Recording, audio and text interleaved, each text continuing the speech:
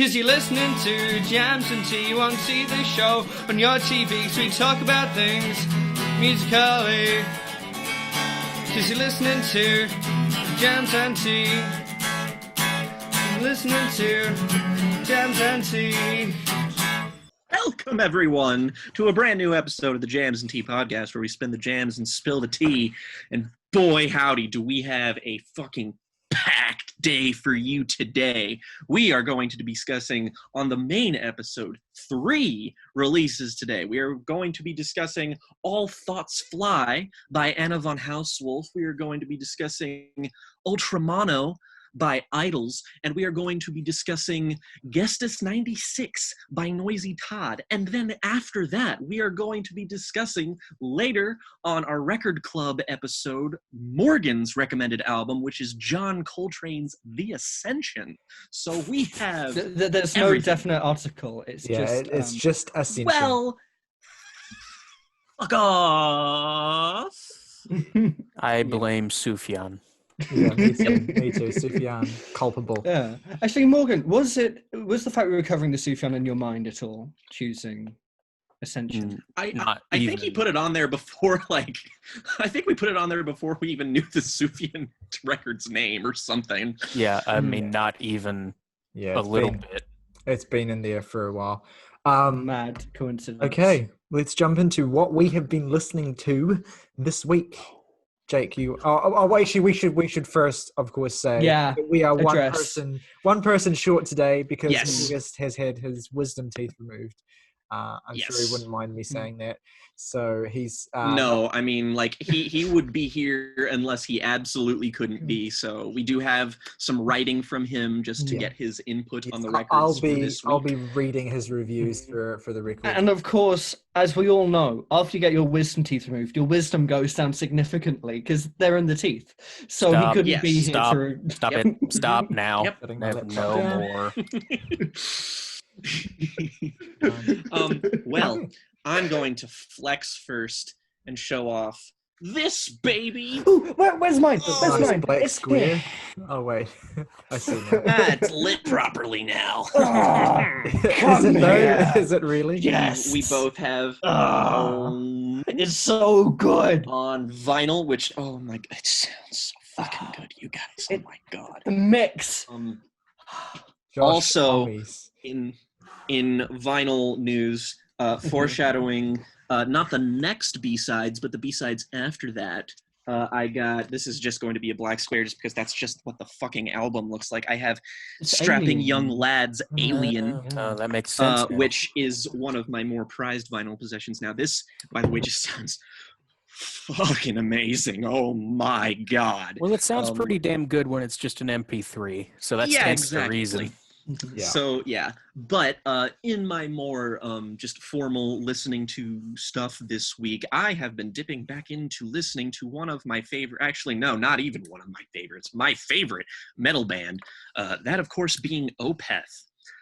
Just been going back and listening to some of their stuff just because I haven't in a while, for whatever fucking reason. And Tyler sort of joined me a couple times this week. Conjunction, we listened to the Steven Wilson remix of Damnation and Deliverance, the not double album, but sort of a a release that is load sort of and reload type beat. Yep, it's exactly like that quality. Yes. Oh, I wish I were not alive. But Damnation and Deliverance are notable for being Opeth's sort of hardest and softest release. Damnation is the softer, proggier, sort of more atmospheric side of their sound. No metal whatsoever. That's always been my favorite Opeth record, and that has not changed. I still love it to death.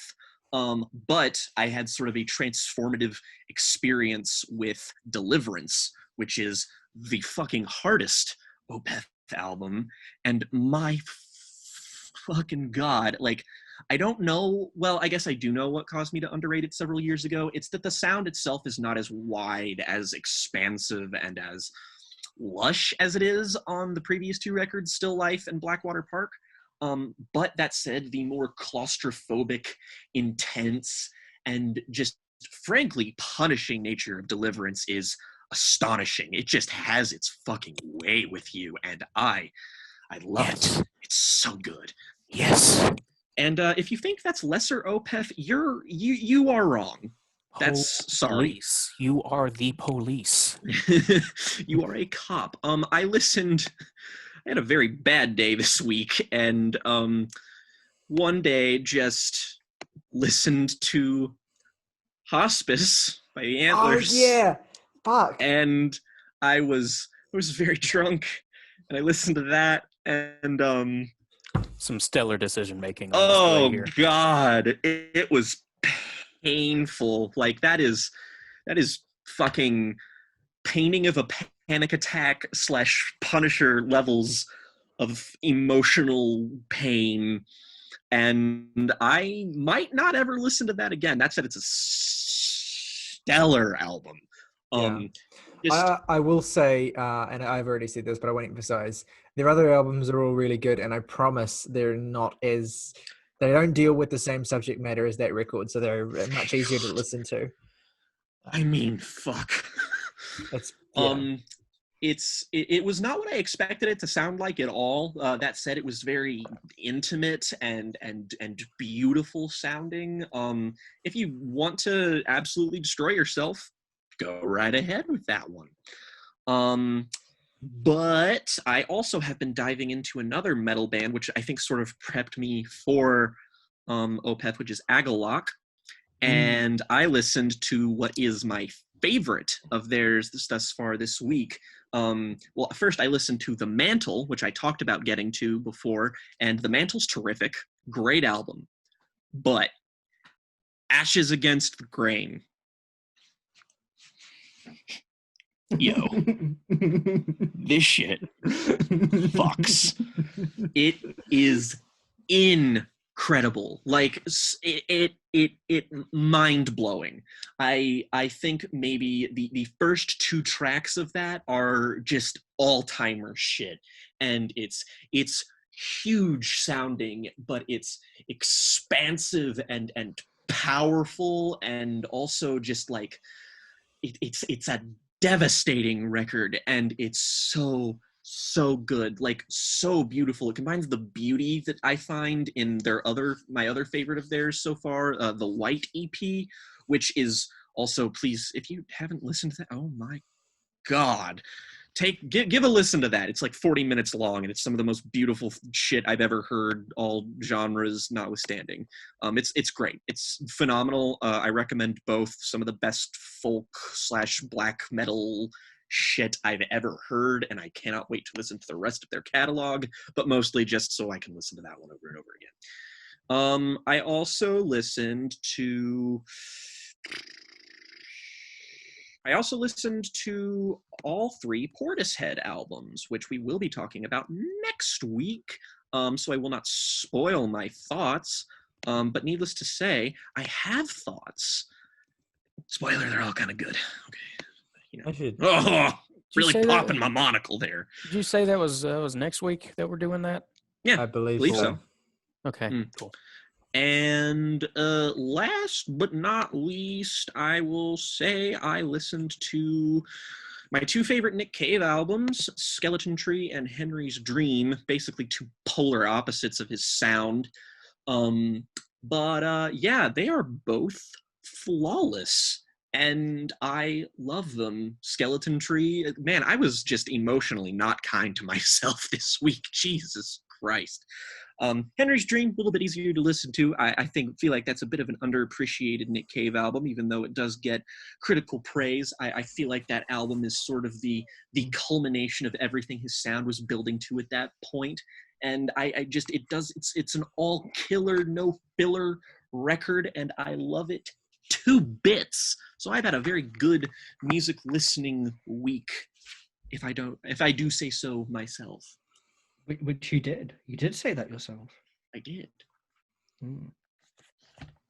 I suppose that's me. Yeah. Well, picking up sort of where Jake left off, I gave a re-listen to Nick Cave and the Bad Seeds Ghosteen this week. And Jesus, sweet and gentle Jesus. Perfect.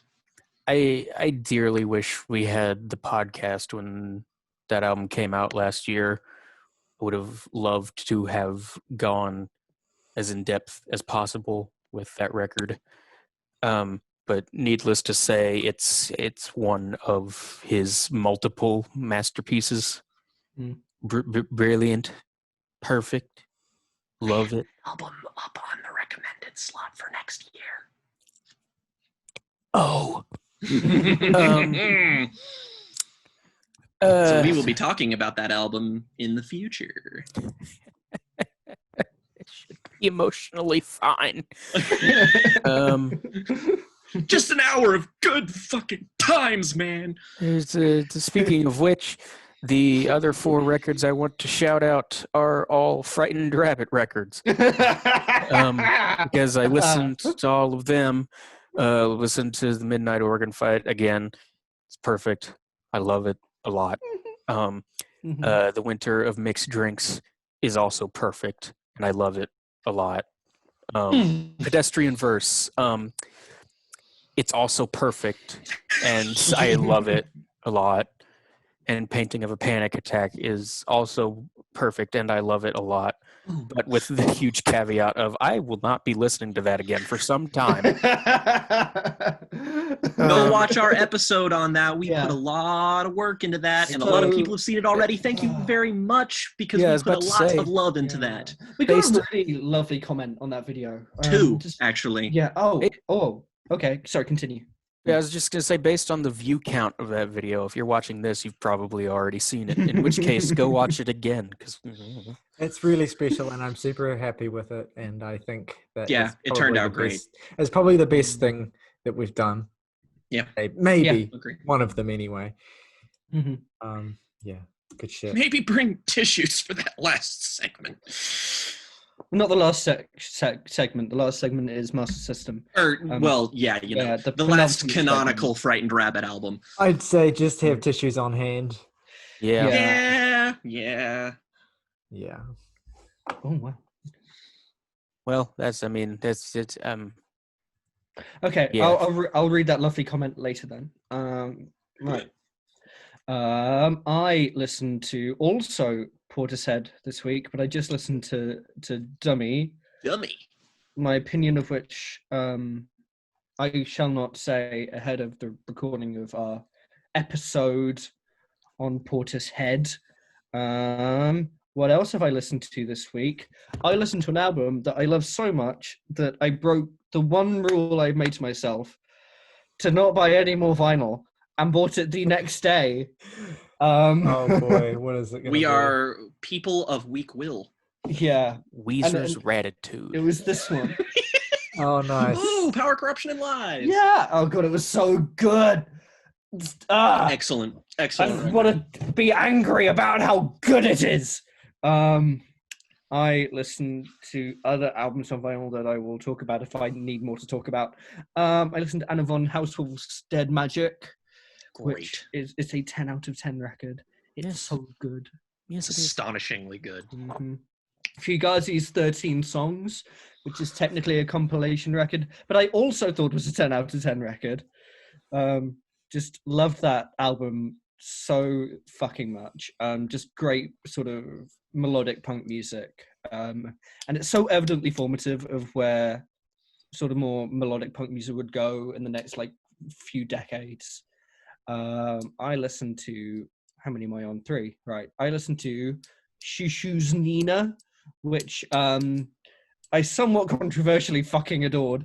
It is them taking their usual creative approach to a very different sound to what they normally do, and I think it really pays off.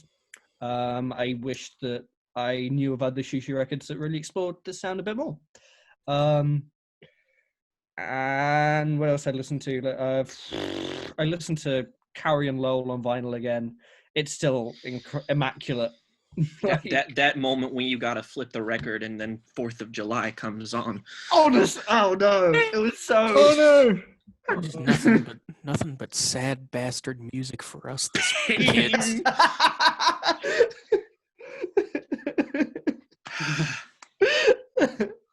Oh Lord. Anyway, that's me. That's 5. Okay, so I'll just dig into my... I'll just dick in. Yeah, you will.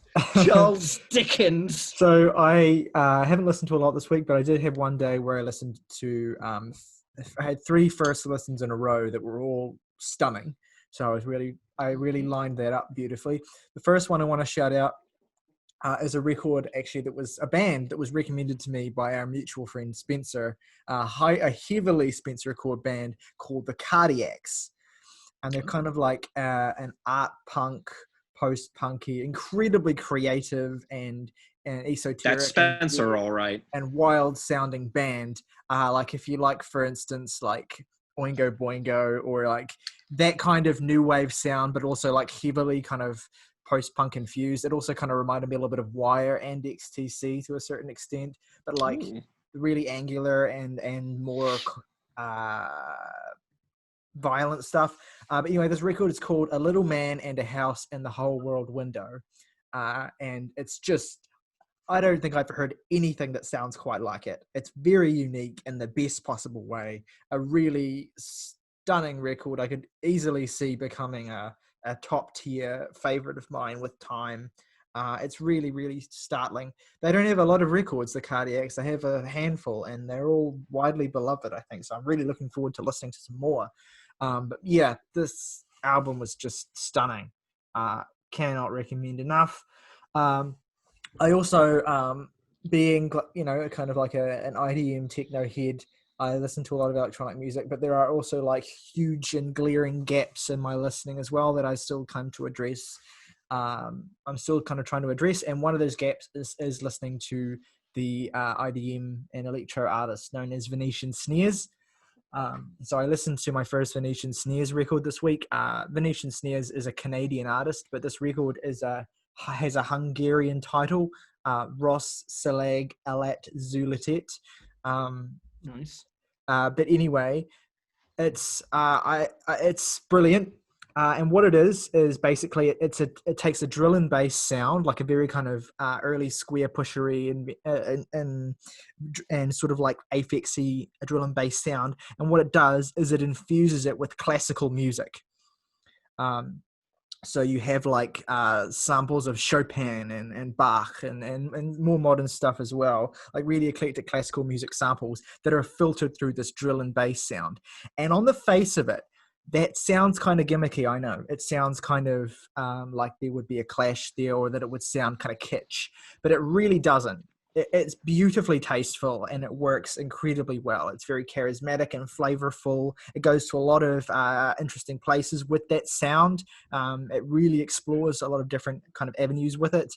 And it never, ever becomes cheesy or too kind of straightforward, while at the same time also not being too unfriendly if you're not familiar with drill and bass or the IDM scene from the early 2000s. It's a stunning record, perfect. A lot of people consider it kind of like entry-level IDM, which, I hate that kind of elitist undertones to that kind of thing, but there is a point being made there, which is that it is a record that is easy to listen to, that will get you excited about listening to more records like it, and just sounds super vibrant and entertaining and fun. So strongly recommend that Venetian Snares album. And I also listened to Sparks, Kimono My House. Yes! What's the record? A record that definitely was present during my childhood, and I was familiar with the first 2 songs on it, because when they played, I'm like, oh yeah, shit, I've heard these before. But I don't know that I'd ever listened to it in full. It's so good. It's so good. It's so much fun. It's delightfully idiosyncratic. It's just super, super funny and charming and quirky in all the right ways. So I'm going to listen to more Sparks, definitely. I can't recommend this record strongly enough. Super, super good stuff. Sparks are making a musical with Leo Carrick's, which sounds yes, they are insane. Yeah, Leos Carax is, I believe, directing a musical about their lives, like about their history as a band. Wow. Yeah. Okay. So that's exciting. And yeah, another cool fact about Sparks is that they've been going for like 50 years and they're still making records, and they're still making good records from what I hear anyway. Judas Priest type beat. So that's really cool. They made a collaborative record a few years back with, of all bands, Franz Ferdinand, which I haven't heard. Fuck? But I love that collaboration. Oh. It's called Franz Ferdinand Sparks, or FFS is written on the cover, which is really funny. Anyway, so I'll shout out. I've spent a lot of time on those 3 records, and those are the only new listens I want to shout out. But I'll shout out a couple of re-listens. I revisited. God, what do I shout out? I revisited Charlie XCX's "How I'm Feeling Now," which long-time fans may remember was the Real ones remember. Real ones remember that was the first album that we ever reviewed on this podcast. Yeah. And I'm pleased to say that for me, it holds up. It's definitely going to be on definitely going to be on my end of year list.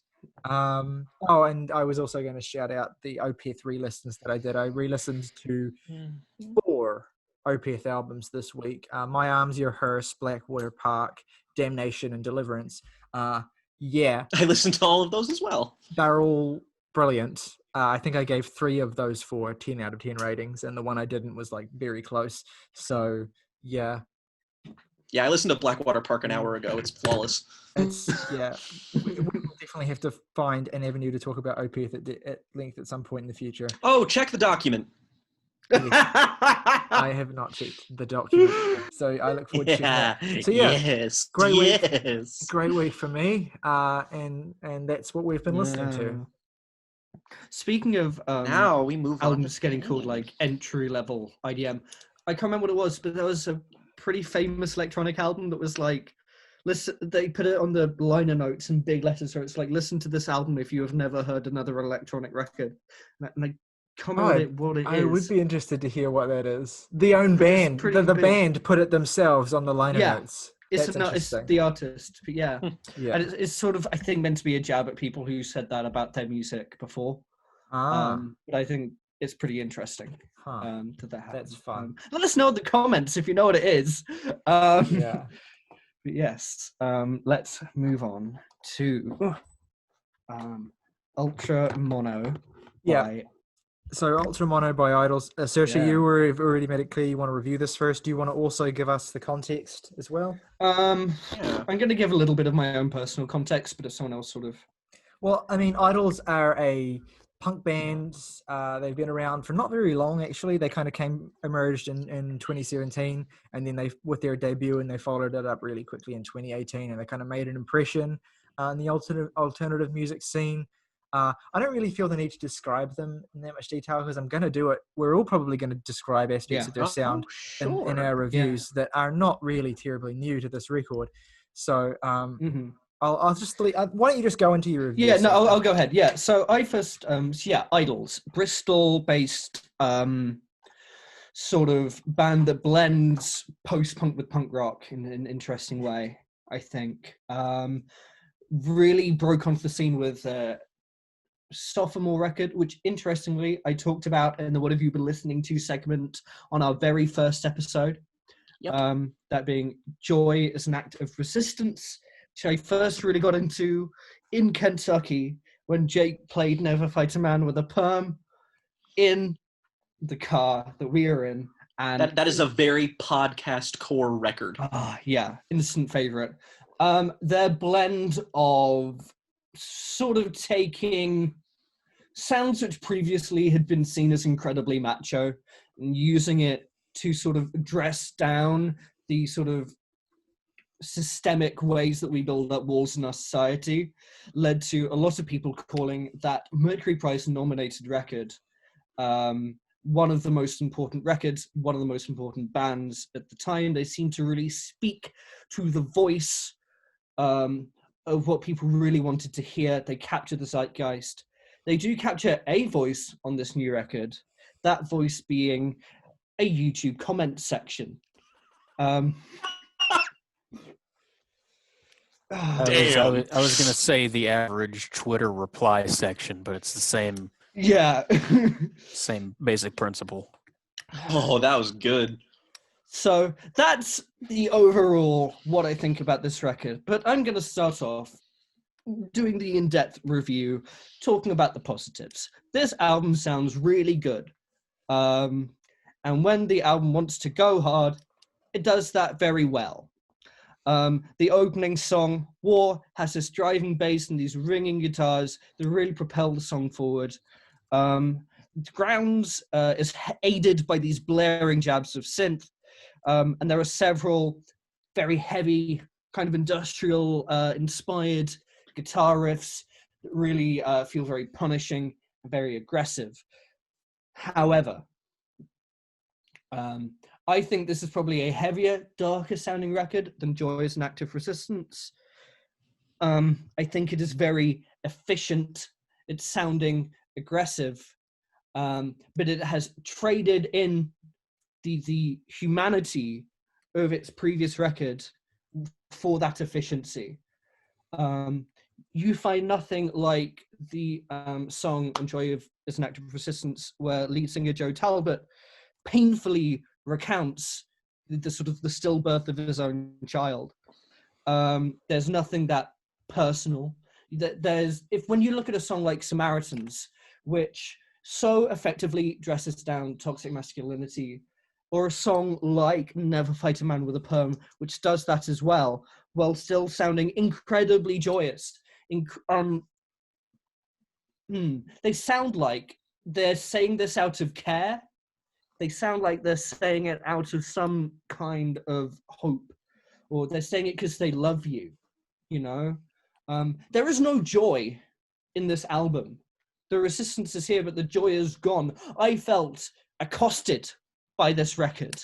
I felt like I was having a pleasant drink in the pub and some hopped up loser on too much cocaine walks up to me and is just like, listen here, listen to what I have to say. This album feels like it has been given the God-given right to lecture me. And it's like, there's a song that I think it's Grounds, where it's like, nothing has ever been mended by standing there saying you're offended.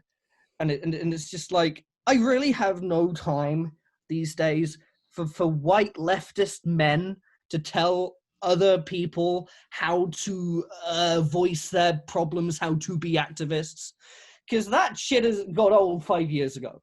And it's just, this album assumes a kind of voice that is completely out of fashion and out of step with the audience it's trying to reach.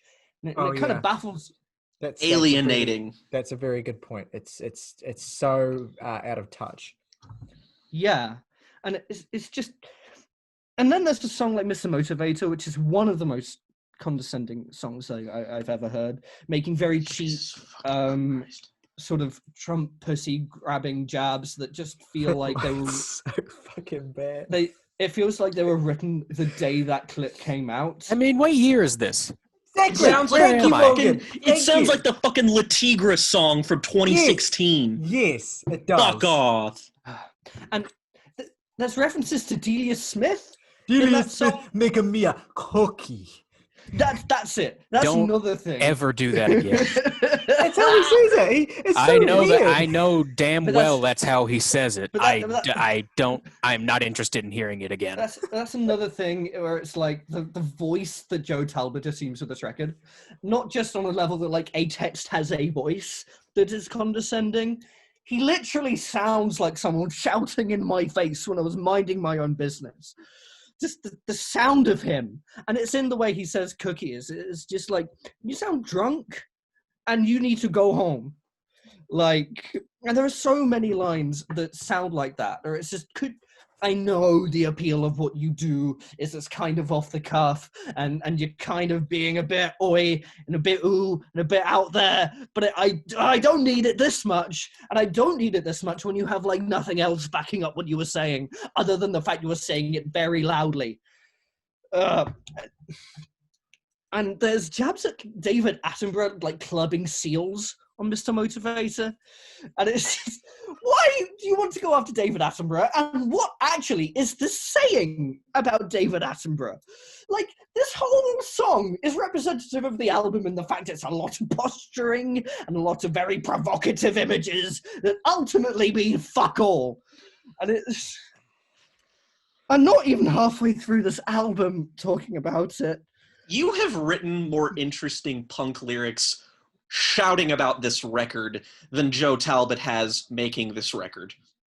What do you guys think Joe Talbot makes of a Joker? You can do it! You can do it! You're Joe fucking Calzecchi! I imagine he's a fan of Todd Phillips. God. Like Joker, it's a lot of posturing that ultimately amounts to fucking gibberish. Especially the opening song, War, where it's just Joe Talbot doing his own Foley sound effects. And it's just so ridiculous, and it's parodic, almost. Moving on, because I don't want to have an aneurysm today. Model Village. I, too, have seen Hot Fuzz. Like... Village Green Preservation Society type B. It's just so bad. And it's the perfect example of being condescending. Where, like, if Joy is an act of resistance was said out of love to a friend, this is said out of hatred. I know that's not what the moment needs. Like, the whole you can do it, don't say divisive shit like you're getting offended. It's like, do you hear yourself? You're telling people not to divide the movement. The amount of times it says unify on this record, when his approach is the most divisive to his audience. It's just, you are telling people out of a kind of snide spite how they should behave.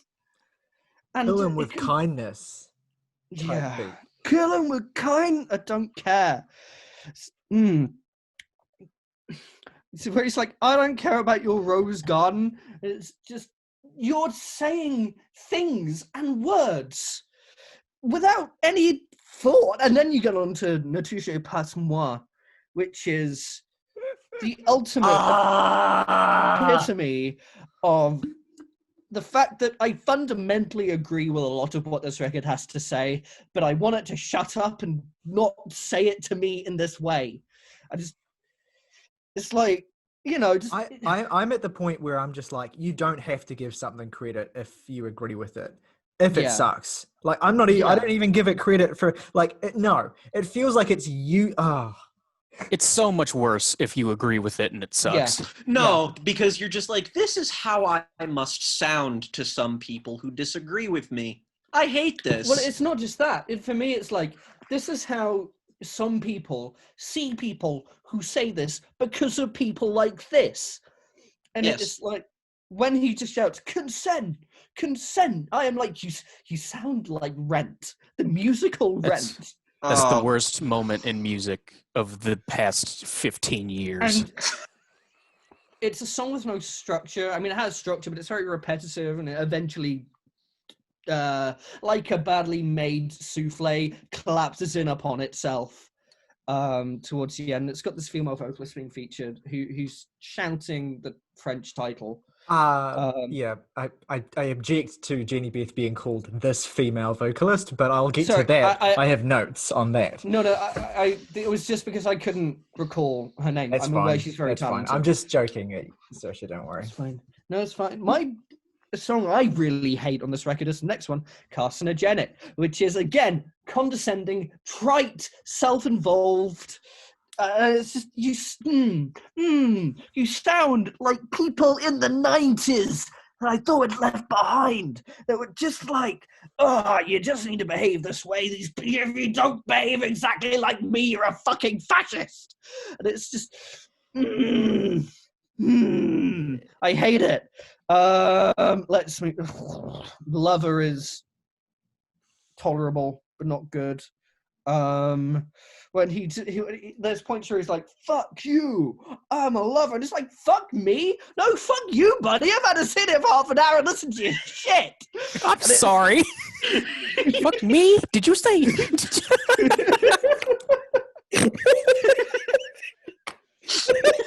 He tells his haters to eat shit, and it's just like, you are preemptively looking at the back. You know you have made a trash record, and you're just no. Well, what it is, they're telling their haters to eat shit, and this is it. This is the shit. Oh god! But it's just like, I had no need to make anything good or anything that would convince or compel you, because I'm just here shouting at the people who are going to criticize me in any way and tell them to eat shit because I'm a fucking male leftist who's white, and it's just, you sit down because you are not needed here, sir. A hymn is better. It's the one song I would consider good, and it ends with a song that quotes Daniel Johnson on the song. I was waiting for you to bring that up. I was gonna write about it, and then I thought, nah, I'll leave this to Saoirse. So I covered the song that this quotes as the first song on my first EP. True Love. A great cover. Thank you. When I did that, I was trying to channel the moody, lo-fi energy of his music. It was the only song that I recorded all of the instruments at the same time, just me playing on a piano. And as a result, the voice is a bit out there, but I think it respects what Johnson was doing in that way. This song feels like they're doing it as a joke, where it's like, we're quoting Daniel Johnson in a song that sounds like this, because partly because the previous 40-something minutes of this record were so trite and snide and snippy and condescending and sarcastic and obnoxious and like looking down at you. I can't help but feel like at the end they're doing this like this is like a pastiche. And that's all I need to say, because that alone is incredibly offensive and horrible and just very cocky. Yeah, I just hate it so much. It does. It comes off as super insincere and flat. Mm-hmm. Yeah. When you're quoting like a song that's like heart on sleeve sincere. Mm-hmm. Yeah. No, like, I love Daniel Johnson. That's one of his best songs on his best record. And I just hate that. And I feel like I've said a lot of what I need to say. So I'm going to finish by saying that this album is a tale told by an idiot, full of sound and fury, signifying nothing. Well said. That was, frankly, gorgeous. That was so vindicating to listen to. I would actually disagree and say it signifies a lot of things, but I completely understand your viewpoint. Yeah, thank you. Okay, so I have thoughts as well, unsurprisingly. Please tell us them. Let's start with the positive so we can get it out of the way. I do think this record sounds good. I think it sounds really good even. The way the drums in particular are produced, I really dig. The way everything is mixed, like it is very kind of like oppressively loud, and that might not be a kind of a stylistic choice that it might be a little bit too kind of much for some people, but I vibe with the sound of it, like especially as soon as the record starts, it's quite clear, I think, what they're going for sonically with the opening track. And I dig that. I dig the way it's mixed and mastered. And I think that is easy to overlook because it does clash so drastically with how ill-advised nearly every other element of this record is. Yeah. Ultra Mono, the most, I think, damning thing I can say about Ultra Mono is that it is a caricature of the left. And I say this as a leftist. It exaggerates a two-dimensionality that is something that people who are good and in good meaning and actually doing good work on the left are trying really, really hard to overcome, have been for years now, and it just mires you back into the shit of it. this perception of the left as this kind of joke, basically, where everything is very kind of like either this or that, and no nuance whatsoever. We're not a nuanced people. You're either terribly, irredeemably terrible, or you're the fucking best thing that ever happened. Like, that kind of caricature. Yeah. So I hate that. But anyway, let's go through this. So on a track like War, there is a primal and simplistic energy to it that I think actually does work quite well because it doesn't take itself too seriously at this point. The focus is just to hammer you. And that's what the focus should be, just to hammer you. And that's what the song does. Talbot's onomatopoeic weapon sounds are kind of dumb. I'm not going to say that they're not. But I'd sooner take them any day of the week over some of the insufferable preaching that appears elsewhere on this record. Clack, clack, clack, clack, clack, clack. That's the sound of the fucking sword going bang. Okay. Yeah. Okay, Joe. What's the sound of a good album? The tepid grounds completely fails to ignite. Talbot repeatedly questions, do you hear that thunder over a beat that is more plodding than booming? It's just a wet fart of a song. Mr. Motivator is instrumentally, it's clearly trying to be the Never Fight a Man with a Perm of this album. It has a strutting beat and an ascending riff that's definitely clearly intended to get you moving, just as that track is intended to get you moving on that album. Incidentally, while I'm at it, Never Fight a Man with a Perm is the best Idles song. Yeah. Yes, it is. The problem with Mr. Motivator is that, the problem here is that track, Never Fight a Man with a Perm, was effective. It was funny. It was lacerating. And this is a dull retreat. It has embarrassing lyricism. Joe tries to do the well done trick of citing celebrities' names, here in the context of similes to indicate his vigorous enthusiasm. And the problem is that all of them fall flat. There's one about, hang on, let me get it up. There's one that just in particular.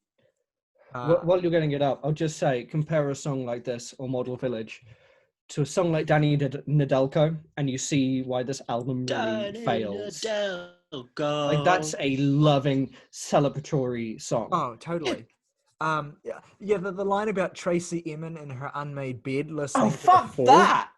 Like, what does that even mean? Yeah. Like, I get it. Yeah, Tracy Emin, that artist who did the, the unmade bed art piece. And I don't get the relevance of The Fall. I don't get it at all. It's stupid. And I love how you've got this line like Flavor Flav in the club riding on the back of John Wayne, like trying to be this image of people of color kind of like overcoming and like stomping on top of like white oppressors. And it just is such a weird and jarring line that doesn't have that effect at all. Anyway. Okay. Where am I?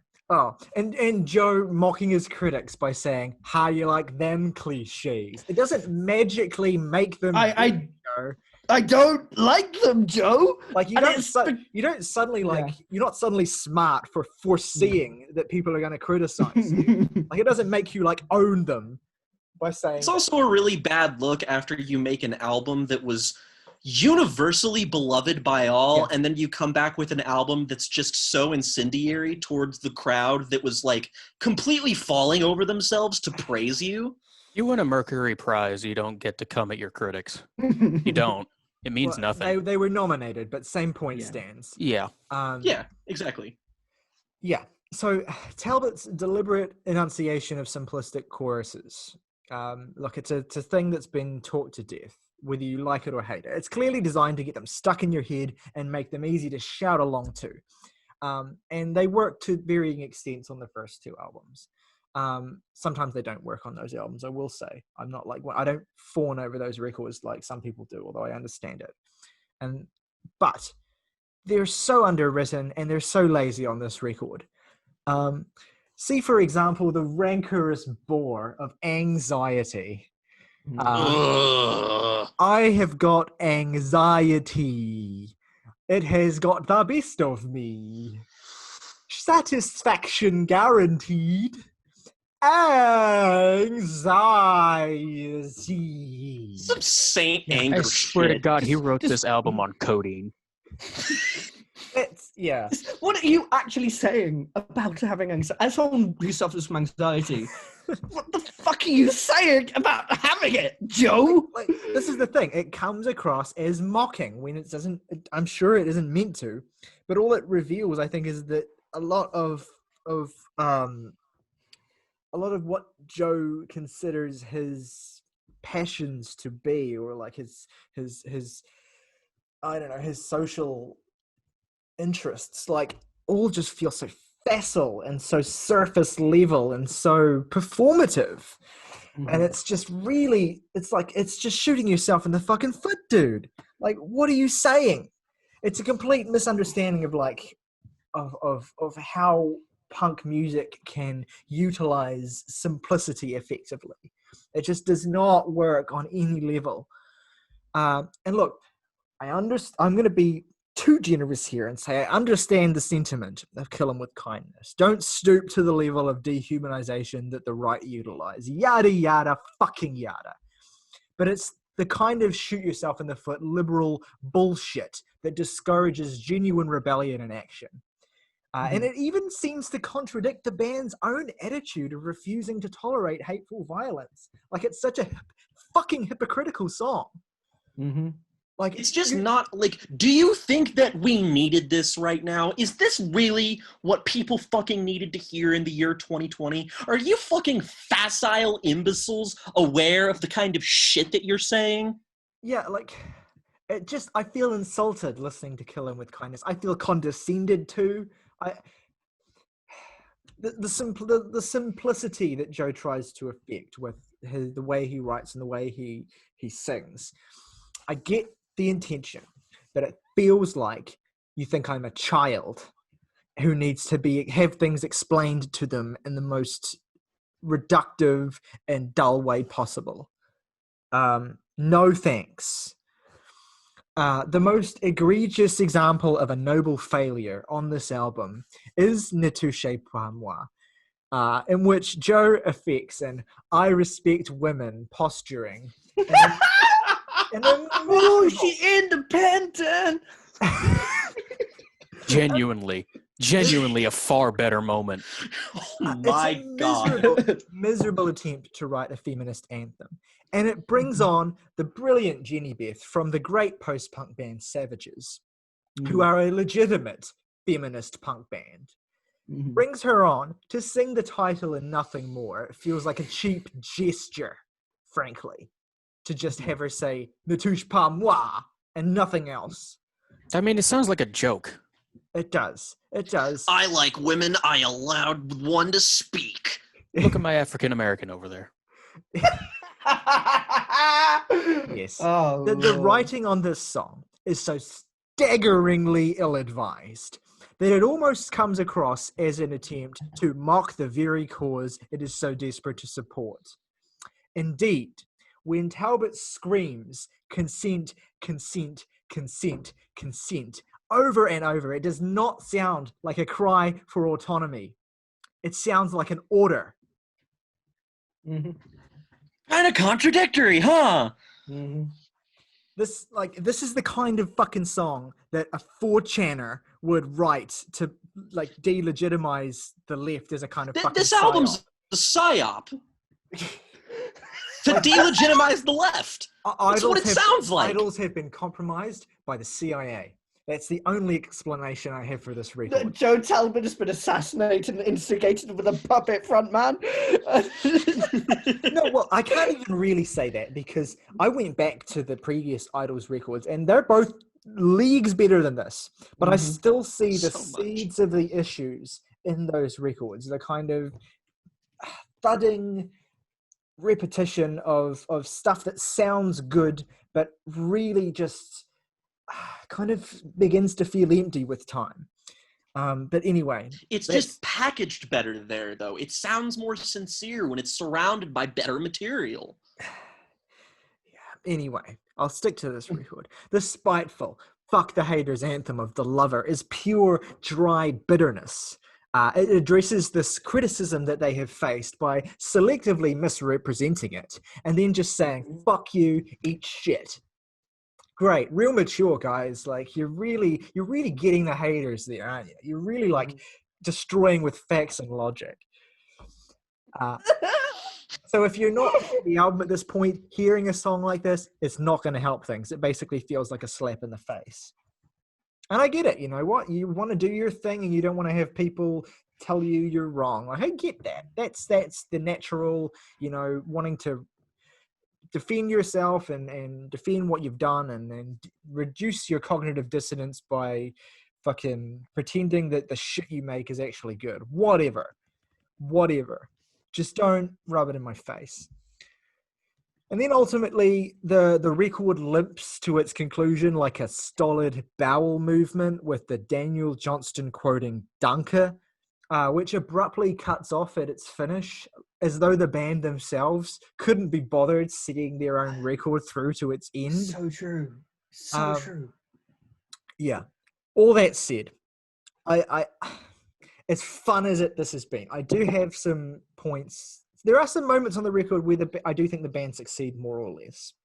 And you'll debate with me on these, I'm sure. They're all like modest successes. None of these are great songs. But there are like 3 songs that I think I like. I definitely see how there are some issues in the specific writing of a song like Model Village, but I do dig the bluntness of it.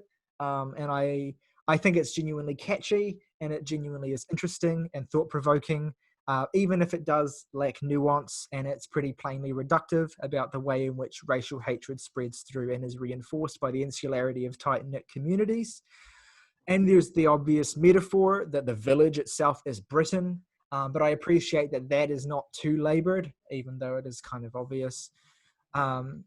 Similarly, the punchy and minimal Rains succeeds because Talbot sticks to a small number of hard-hitting lines and barrels them effusively, while a squalling brass section hangs doomily over the top. A really nice touch, actually. As usual, subtext is non-existent, but Talbot at the very least doesn't take pains to explain himself. The message is loud and clear. It's not a great song, but the stripped-back approach in all respects, with the tension built through gradual and increasing dynamic intensity, is frankly appreciated compared to some of the other stuff on here. The more post-punky dirge of Ahim is also among the more tolerable tracks, though for a different reason. Here, Talbot holds back from his shouty and aggressive style, and he drops a few genuinely moving and imagistic lines. I lost 10 pounds for the wedding. I played happy till my teeth hurt. Sofa surfer extraordinaire. Lambert's ash falling in my hair. Those are good lines. I dig that. But yeah, that's basically where anything remotely positive I have to say about the album ends. There are certain elements of 3 songs that I like, and certain elements of the production that I dig, though they're certainly inconsistent. However, I have one particular comparison I want to make. There's one particular album that this record made me think of consistently while I was listening to it. And that album is an album I've talked about a lot. It's an album that I unabashedly love. And the album is McCluskey Do Dallas by McCluskey. And I'll dig into this. It's very evident to me that sonically, this album is trying really hard to be that record and failing miserably. There is even a direct lyrical reference to it in the very first song that basically makes it obvious. The last line of War is, and we're all going straight to hell, which is a direct crib from the chorus hook of the McCluskey album's biggest song, To Hell With Good Intentions. Both lines are delivered with the exact same intonation, and I've read as well that apparently Joe is friends with the band, so there's no doubt in my mind that this is not reaching. It's clearly them trying to do that record. What the IDLES album misses, though, is the irreverence and sheer absurdity of that album. That album is the sound of a band that doesn't take themselves seriously at all. They frequently take the piss out of a reductive punk band culture, sloganeering, and scene posery. all things which IDLES engaged it in to insufferable degree on this album. It's like you listen to this record and you love this record that is so clearly critical of like two-dimensional punk posery, and then you engage in that all the way through your album while trying to crib that sound and failing. Every time I listened to Ultra Mono, I had to go and throw McCluskey Do Dallas on straight away afterwards as a palate cleanser. And I implore everyone that has spent time with this record, whether you like it or not, go and listen to that one. It's superior in every way. Even the fucking riffs are better. Everything about that record is perfect. And everything about Ultra Mono is a staggering, misguided, astonishing failure, frankly. And I hate it with all my gut. And I hate IDLES for making it. Because, like, I don't understand the thought process going into this. I just don't get it. I don't get what you're trying to achieve. I don't get what... Are you trying to attract new... Are you trying to expand your audience? Are you trying to... See, I'm gonna stop you right there. You're already thinking way more about it than they did. Yeah. No, and you're right to stop me right there. So yeah, while there are moments I don't hate, there are moments I don't hate.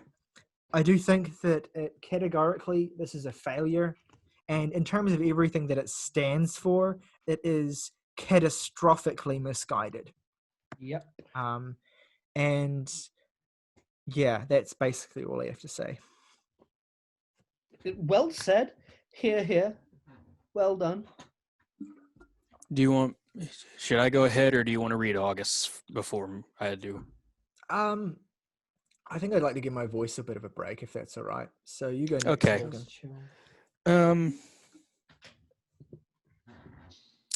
Considering the fact that I tend to look not just at albums, but art in general as holistically as possible, this review is going to sound extraordinarily unnuanced.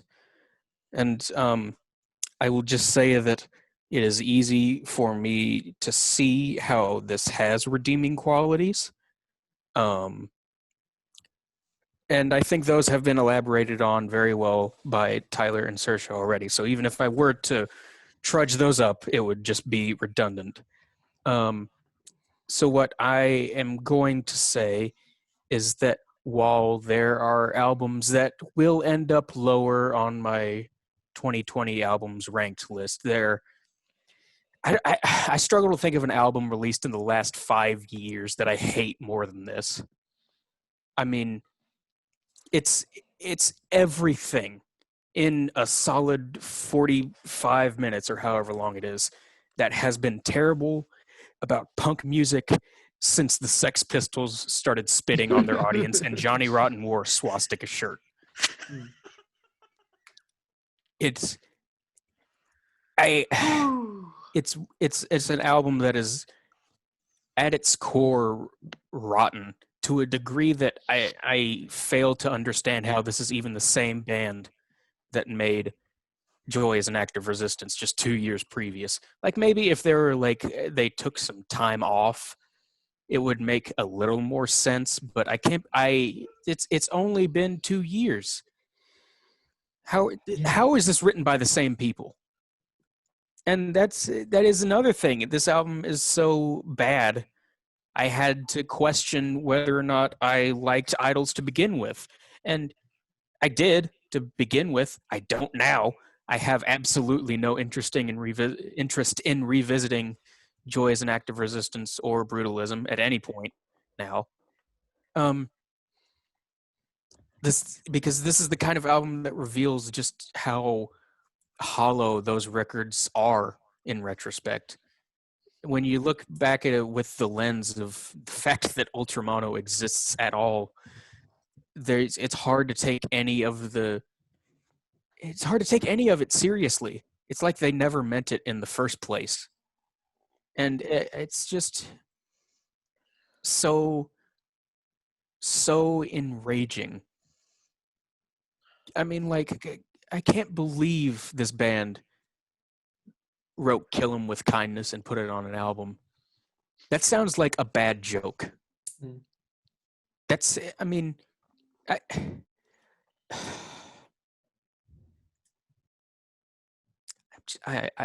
I'm trying not to give myself an embolism.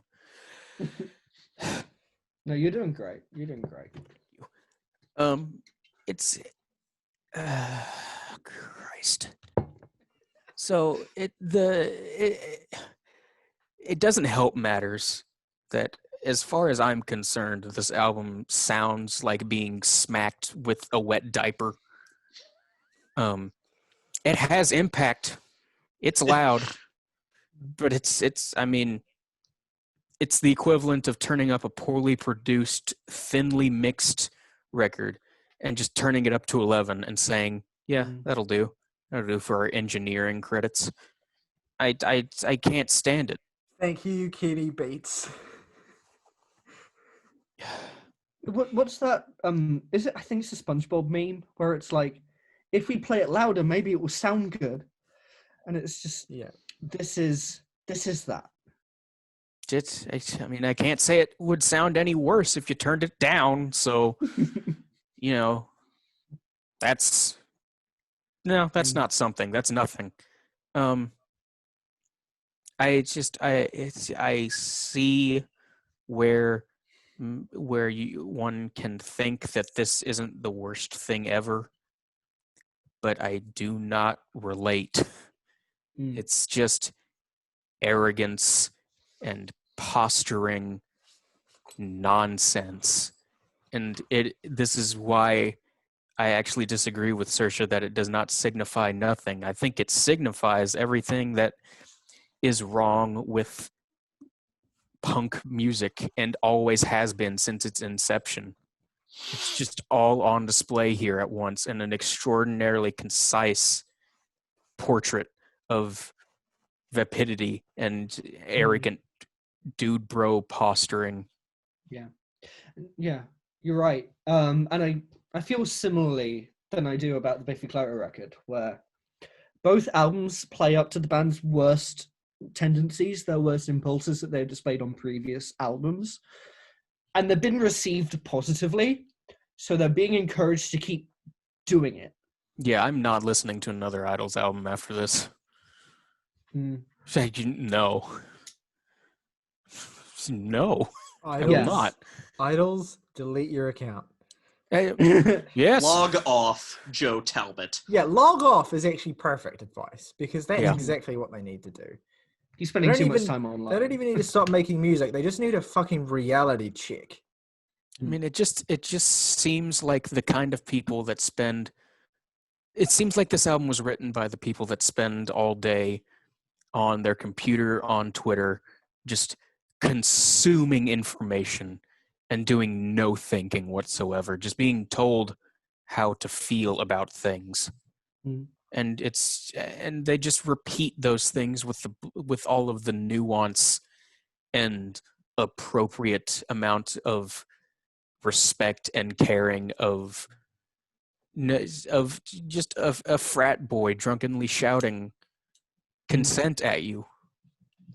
Yep. He certainly feels the punk sensibilities of fucking Ratitude era River Squomo. It certainly feels at least they've narrowed. That's so much meaner to Rivers Cuomo than I could ever be. Weezer have written nothing as bad as this album. That is sadly true. Like, oh god, if IDLES could at some point in the future make another, like, an album as good as like Weezer's The White Album, then I might give them another chance, but it took Weezer a long time to get there, so. No, what I need is a personal apology from Joe Talbot. That's about the only thing that'll make me get on board. I mean, to be fair, Weezer did basically write a personal apology in Everything Will Be Alright in the End. Yeah. And they fucking better have. And then they followed up the White Album with Pacific Daydream. Need I remind you? You're very right. You're very correct. But let's fucking forget about Weezer. Jesus Christ. We'll probably get to review them when Van Weezer comes out, if they stick to that title, which I'm not sure. Weezer B-sides when? No, that's never going to happen. Never. And if it does, I won't be. Well, I'll tell you what, it would probably still be more fun than the fucking Eminem one we did. Jesus. Yeah, but in hindsight, that one's funny. The Weezer one would just be painful. The Eminem one's a really good episode. There would come a point with Weezer where we're like, another boring record. Yeah, I mean, what do you say about Pacific Daydream? A Weezer episode would be like a roller coaster, except it goes up and then you go really, really far down, and then at the bottom, the roller coaster derails, and you're kind of like crushed. You have to wait for them to fix the roller coaster in real time. The White Album is the part where someone actually lifts you out of the wreckage, and then Pacific Daydream is that person then getting hit by another roller coaster and you dying. Anyway. Oh god, and then the Teal album is just the numbness of death. Yeah. See, this IDLES album is so vapid. We're talking about fucking Weezer. We had to talk about Weezer, the least interesting rock band in music. Anyway. All right. I talked to Jake about the record. I know what he thinks, so I'm going to dip out and let Jake. Oh, you're going last. Fuck, you have to do August. I'm going to read August's thoughts. So you might not want to. You might want to stick around for these. I'm definitely going to stick around for this. I'm going to try and do them justice. So, Joe Tablet and the IDLES have come to us with a new album, Ultra Mono. Right off the bat, the listener is punched in the face with the opening track, War, which has this nice heavy guitar riff. So, at least for the most part, the instrumental presence of this album is quite nice. However, one thing that you'll immediately notice about these songs is that, well, these lyrics are pretty ridiculously direct. There's just absolutely no bullshit about any of the songs' meanings or topics.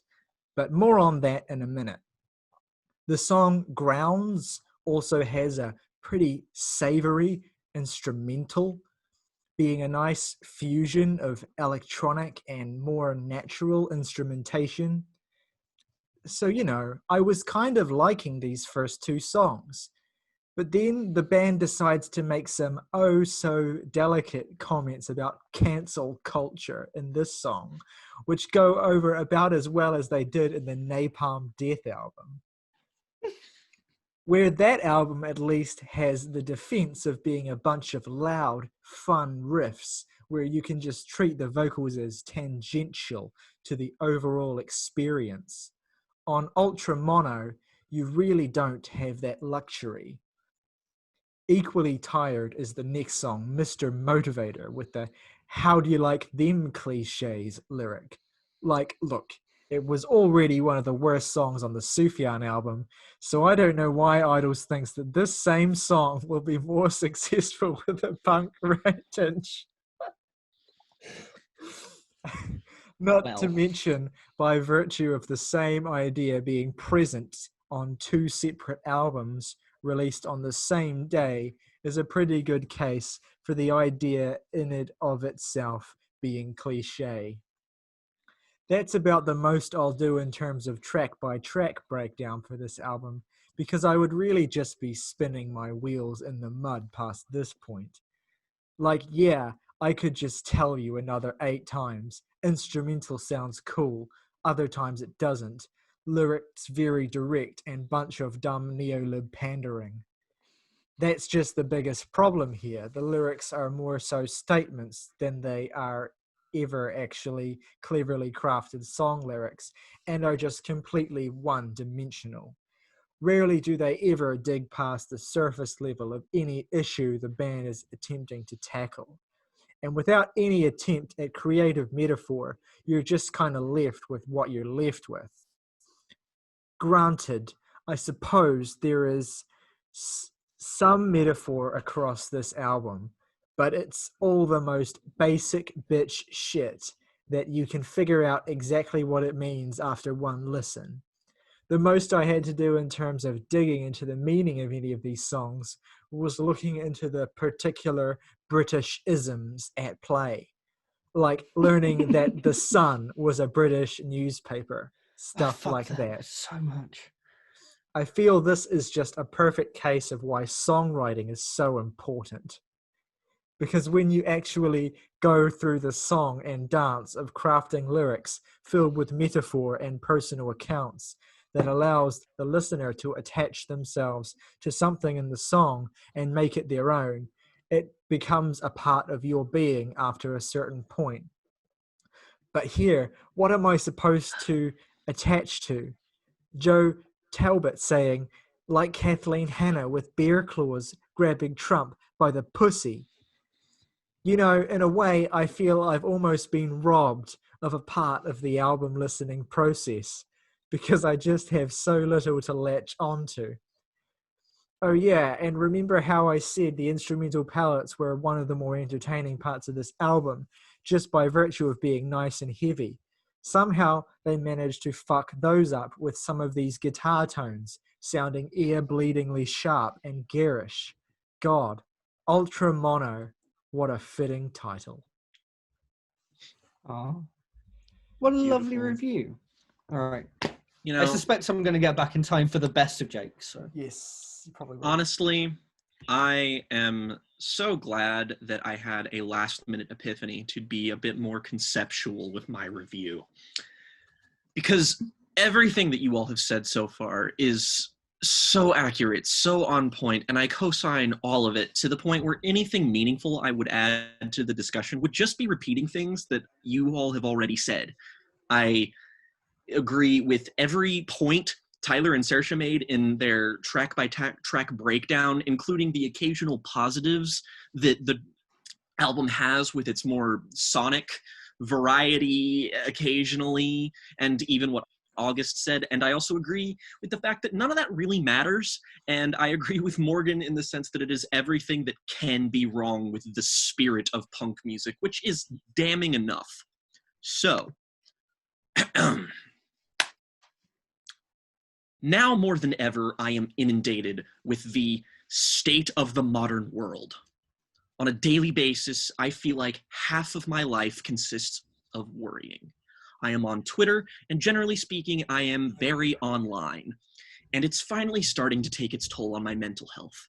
The presidential election between two men who clearly do not have the country's true best interest at heart, the rising racial tension, police violence, the proximity I have myself to the Breonna Taylor case in Louisville, and the riots where I live, and a global pandemic that is killing people in my country by the hundreds of thousands. I understand and even appreciate it when artists try to make their art timely because it shows a willingness and an ambition to say something important about important issues. This is all well and good, but political and topical art can be more than just timely or smart. It can be inspirational, uplifting, and powerful.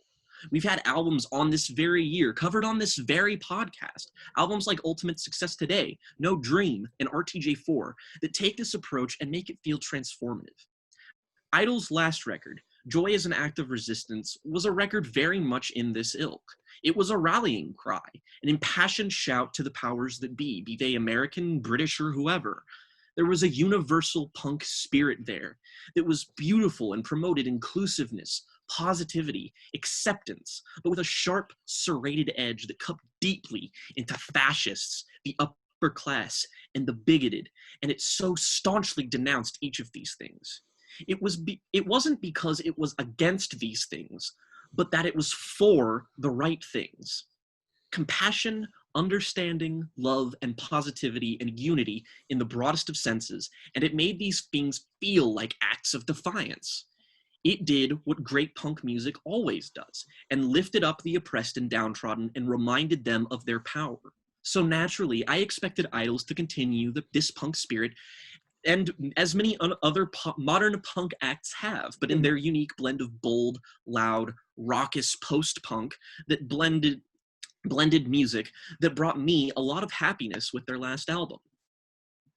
They did not. After making a record as good as Joy, the band could have rested on their laurels, and in many respects, that could have been fine. They have instead elected to piss on their laurels and throw them at us. Of all the things I am sick of this year, I am mostly sick of being talked down to, of being confronted by people who wear their politics like fashion, people who shout aphorisms and surface-level societal critiques at a brick wall and act like they're Maya Angelou because they read some Twitter threads and support the hashtag resistance. People who don't actually care about the suffering of marginalized people, of the lower class, or anyone in general other than themselves. People who use easy targets, who condescend and abuse their privilege not to promote unity, but to further the divide. People who forget that the heart of all this hate, this struggle, this deep and profound, it's all about compassion. It's all about understanding. It's all about raw humanism. Centrists who promote ambivalence, leftists who ignore real issues, and far-right grifters who use their own half-baked ideologies to say fuck you to real suffering in the world. And yes, out of all of that too, I am sick and tired of Joe Talbot, who can come around and make an album like Ultramono and try to ride the wave of the resistance by applying tacky sloganeering and ridiculous hyperboles to his songwriting and profoundly lackluster and uninteresting music. I came here to rock the fuck out, to say fuck you to the man, and to bask in the glory and camaraderie of my fellow brothers and sisters. I did not come here to be condescended to by a bunch of trite shit I already know or see right through. So no, Joe, you can sit the fuck down today. Your words do not deserve to be analyzed by me, and I will not pay them the time of day, because you haven't earned that from me. Fuck off. Don't waste my time, and don't you dare act like making this record is some kind of activism, or that it makes you better than others. It isn't, and you aren't. And because of that, I'm going to talk about something that deserves your attention far more, as any further time dwelling on this soulless tripe is giving you far more than I should. So instead, I will kill two birds with one stone, and that first bird is by telling you to fuck off. This year, punk act Spanish Love Songs released a record called Brave Faces Everyone, an album you've heard Morgan, Tyler, and I reference a few times in our What We've Been Listening to This Week segment. And we've talked about how we wished we had a podcast when this album came out, because it's an album and a band that has not received a lot of attention at all. So I am going to now review that instead. Kiss my pasty white ass, idols. The album kicks off with a stellar opener, Routine Pain. If I had to describe in a very succinct way of what this band sounds like, I would say that if you're a fan of the Hotelier or the Menzingers, you're in good company here. Routine Pain is an emphatic, roaring expression of sheer frustration at the modern world. Lyrically, it's not too far from something like an anthemic Frightened Rabbit song, like The Modern Leper, or anything you'd find on Pedestrian Verse. It's about getting absolutely fucked up to avoid the pain we not only experience in our everyday lives, but the pain that we see, the pain that we are inundated with and forced to confront. And from that frustration, born from both self-hatred and a genuine dissatisfaction, is a belted cry of, I just worry about the songs I'll never write. They just want to hear me on the other side. The guitars roar to life and pick up the momentum after the first verse, and the vocal performance from the lead singer, Dylan Slocum, becomes strained, helpless, but still defiant, reaching out to friends who probably think that I am dead. These past 4 months I've been so angry. I'm not okay. Could you please come look right through me and try to give a reason why? I don't know you or why you care, but the devil's still loose inside, and I'm so sick of saying sorry when I cry. Lyrics like this, the earnest, simple, heartfelt writing pervades this entire record and perfectly encapsulates the torment and frustration I think all of us feel these days, without coming across as being trite or uncaring. Quite the opposite. Dylan sings every lyric here like the world is ending, because to him, on this album, it is. The moments on this opening track just simply don't stop coming. I'm done asking, what's the point of finishing the things we start? We've got 10 years in these bodies and maybe 20 on this earth. He cries in a beautiful display of defeatism, which might begin to undermine the triumphant nature of the song and record. But it is here where all momentum stops dead in its tracks. Everything stops after this. And we now hear the band as if they're playing in some random venue, and we hear nothing but lyrics. Lyrics like, I can't take another summer in this place.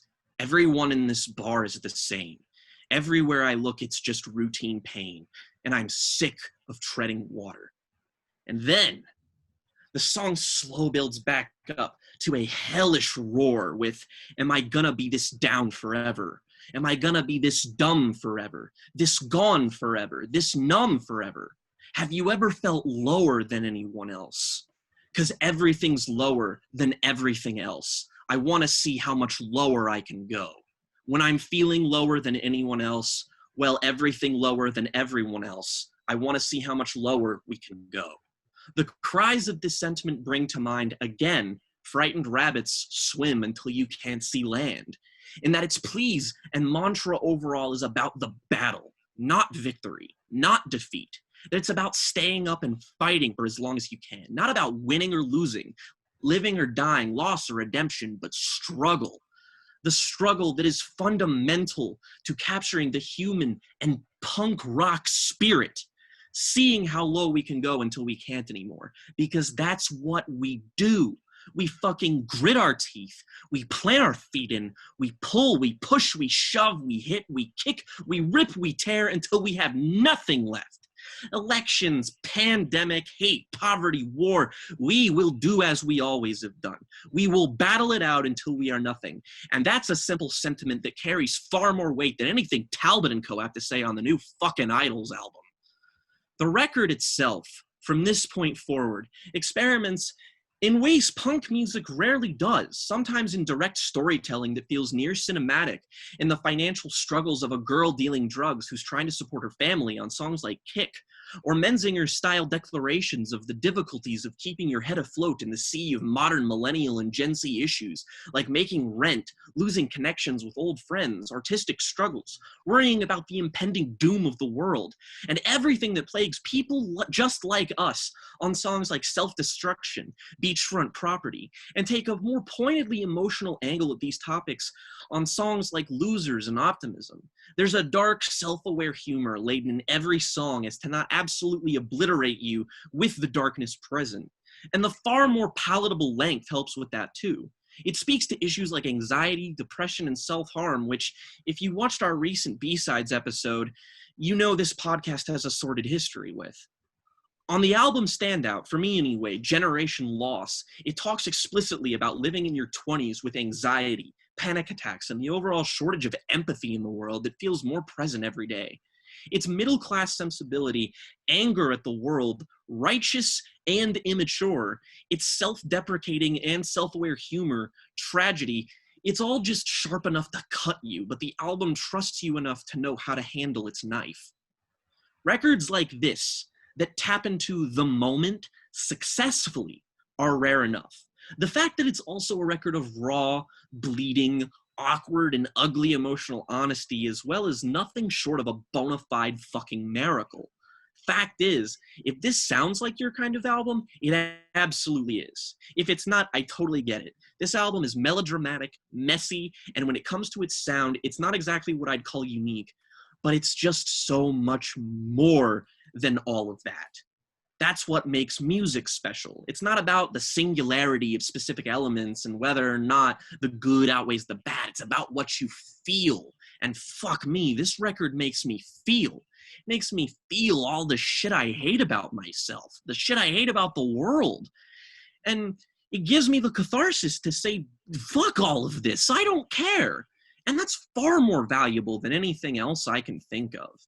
When I feel like the world's on fire, when I experience pain or loss, when our leaders fail us and when our bodies hurt, when it feels like waking up is an exercise in futility, or when we feel like nothing in the most boring, simple, and normal of ways, we have to brace ourselves in whatever way we can think of and defiantly move forward, take advantage of every opportunity and maximize it.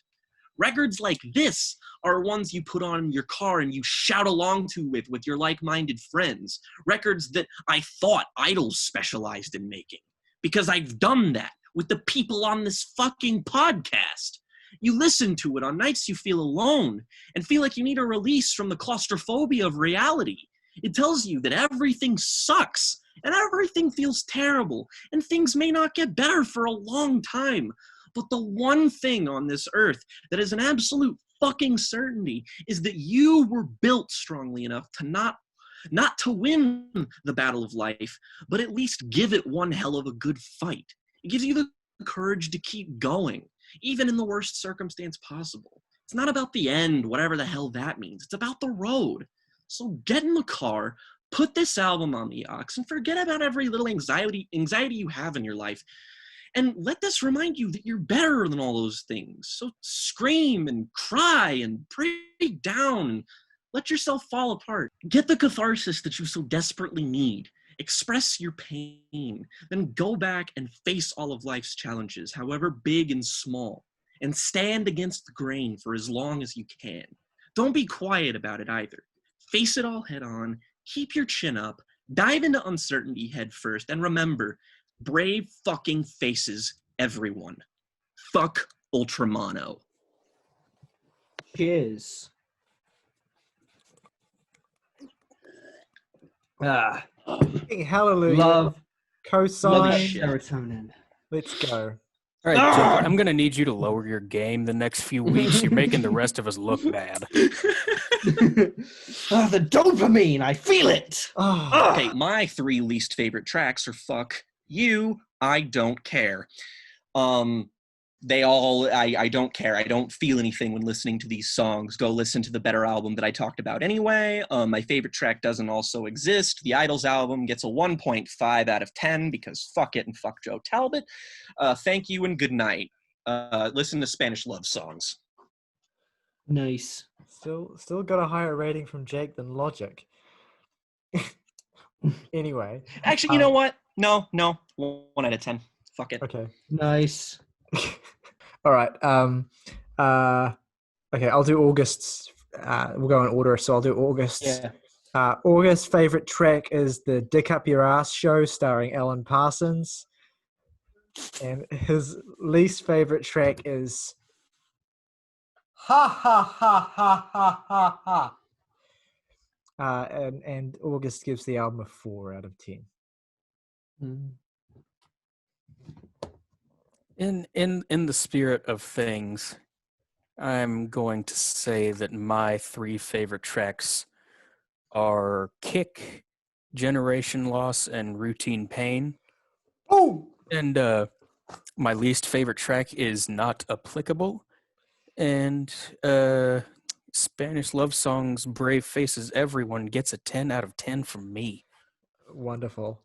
But what does Ultramono get? What the fuck did 1? Yeah. What was August's rating again? He gave it a 4. Okay. So my 3 favorite tracks were Filler. I don't want to hear it. And Seeing Red. And my least favorite track doesn't really exist. And I'm giving this album. I'm going to give it a 3. Okay, so my 3 favorite tracks are Lightsaber Cocksucking Blues, To Hell with and No New Wave, No Fun. Wow. My least favorite track is Not Applicable, and McCluskey Doodles gets a 10, and IDLES Ultramono gets a 4. Wow. So 2.6 on average. That's, generous. For context, Pineapple Thief got a 2.9. Yeah. I win. The Lawrence Arms got a 2.3. So, That makes me philosophically angry. I'm sorry. On so many levels, that upsets me. Oh, Lord. But that's its company, Yeah, that's it. Okay, so now we're going to turn to our second review today, which is of our second new release, which is of All Thoughts Fly by Anna von Hausswolff. Who wants to go first? I mean, I'll go first. Yeah, do it. Go on. Do it. I was just trying to think of a way to introduce Anna and describe like her as a musician, because she's quite eclectic. Yeah. While we're here, I would like to read off her full name because it's amazing. Please do. So it's Anna Michaela Ebba Electra von Hausswolff. Wow, all of those singular names are like the best name, and then they're all together. Yeah. Yep.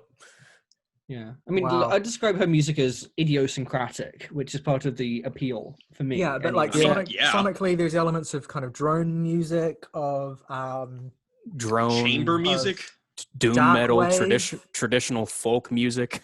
Yeah, definitely dark wave, drone music, even kind of a bit of basically what you guys said.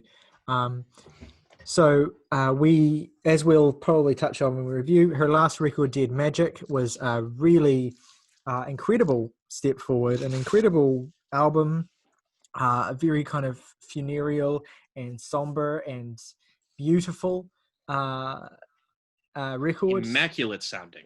Yeah. And so, and it showcased Anna's incredible voice as well, something which is notably absent from this new record, All Thoughts Fly. So, Anna did play pipe organ on Dead Magic, but it certainly is fair to say that she's really playing it on All Thoughts Fly. Lots of organ. Yeah, the record is essentially an ode to the pipe organ as an instrument and an exploration of its sonic possibilities, which is a very interesting concept. So let me find my review and I'll get touching on one of my thoughts. So the opening almost staccato organ bursts of Theatre of Nature are startling, resonant, and effective. There's a real, if you'll pardon the pun, organic feel to the instrumentation here. You can really feel the impressions of the organ as Anna plays it, the gentle thuds of the keys, and the particular warmth of the pipe's tones. It's really gorgeous. I adore this opener, actually. I love the way that eventually the organ tones themselves evolve into waves of radiant ambience. At first drowning out the opening melody until that eventually slows to the point of disintegration as Anna sort of relishes each lingering note, each kind of disassembled fragment of what was once a unified progression. It's actually a brilliant track. I adore it. That manual pressing of the organ and the slight delay between impact and sound, you can hear it quite clearly and vividly on the second track, Dolore di Orsini, which itself utilizes pipe organ tones in a different and more haunting manner to the opener. I mean, listen to the incredible, the mournful and elegiac, almost shrill tones that lay atop the deeper bedrock of the track in its second half. These beautifully kind of sad tones that kind of contrast with the gorgeous depth of the organ is really, really, really quite something. The only, I think, issue I have with this track is that the progression doesn't quite feel complete, and it sort of ends, the song ends as soon as it begins to have that real impact. I would have liked to have seen this one go on a bit longer. Those shrill tones that I referred to towards the end of that track return in a more docile form, almost like a gently mournful harmonica sort of sound atop a bedrock of whooshing white noise in the third track, Sacro Bosco. Eventually you get these shimmering arpeggiated chords that ripple across the mix, and they clearly recall Philip Glass. Actually, I was listening to this and I was thinking, yeah, this is definitely like Glass works. You can hear that in this, almost to the point of uncanny imitation. Though what saves it, I think, is that this just kind of remains one texture in the track among many. And eventually these brighter and sharper tones overwhelm the more Philip Glassy sounds to form the song's melodic core. It's quite beautiful, I think, and it comes together really, really nicely. The album's centerpiece, Persephone, allows itself to build slowly and emotionally though it has a more plain melody, more minimal. It's elevated through the sheer richness of the tones that Anna pulls from her pipe organ. It's very sort of, to me, it feels very kind of exploratory and just kind of lingering in the texture a little bit. It's not trying to necessarily create these dense and eclectic compositions. The compositions themselves are fairly minimal, and it's just more about exploring how the ambience and the texture can be manipulated to make the organ sound different. And I really dig that. I really dig Anna's aim here, actually. It's really admirable. And it's frequently completely enveloping. But I do have a few critiques of this record. I don't think it has the same impact as Dead Magic does. Even, I mean, and even if it had featured her vocals, which I think certainly would have lended more gravitas here. But I do at the same time understand. I think I get why Anna chose not to sing on this record. It was certainly seems to be more about really getting you to dig into those organ tones and focus on them. And I understand the desire to kind of not want to interrupt them or clash against them, or specifically clash against the kind of textual exercises that she's doing. So I kind of do get that. But at the same time, I do feel as though the record does feel like it's missing something at certain points. And I don't know exactly what that is. But it does result in something that I think feels a little bit like good, but there's just a little bit of a lack of fulfillment of the potential for the concept, I think. And I think the chief issue that I have is that the record kind of does exhaust itself at certain points, when at times the ringing pushes for transcendence feel a bit cheap, sentimental, even unearned. I wouldn't go as far as to say trite, but there are certainly points where I think Anna seems to be brushing up against the limitations of this particular sound for her. By the time we reach the 12-minute title track, which is very lush and impressive, I do feel that for the choice to make this year-long track and to linger in it as much as Anna does, it doesn't quite offer anything that the tracks before it don't offer with more clarity and flair.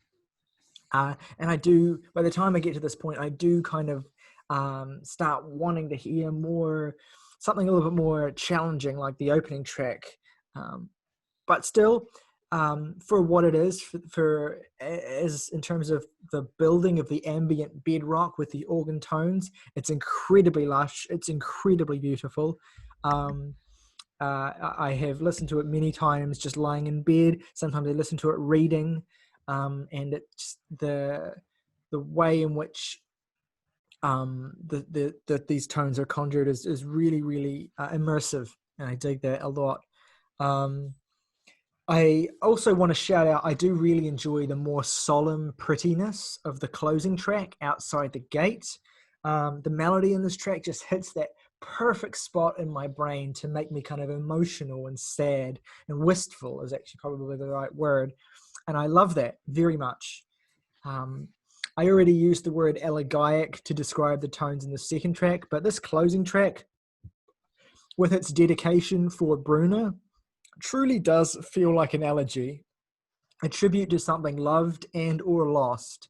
And the gentle layering of reverb distortion as the track progresses adds a real weight, I think, to the softness of the melody that I really dig a lot. It's a great closing track, and overall, while I do have some reservations about whether the fulfillment of the sonic potential here is truly reached, it is a really pleasant and engaging listen. And I'm super, as ever, as I would be even without this record, I'm still super excited to see where Anna goes from here. Good stuff. Right, yeah. Saoirse, do you want to jump in with your thoughts? I was just going to, unless anyone has a burning passion to go next. Well, Morgan is dead, so... No, we're not here. Yes, I'll go. That's fine. So I only heard Dead Magic recently. fucking excellent record. At times, I felt like it was like very horror movie feeling. Yes. And I feel differently about this record, but I will cite a lot of horror film scores as musical references. This feels more expansive.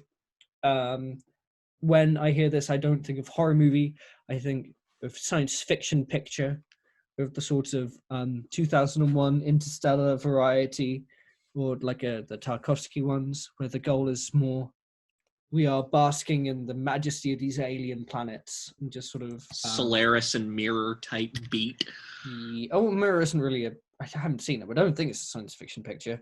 No, but I mean like the slower, elegitic kind of. Yeah, but I'm thinking like movie. Stalker as well. You know, yes, like in that vein. Yeah.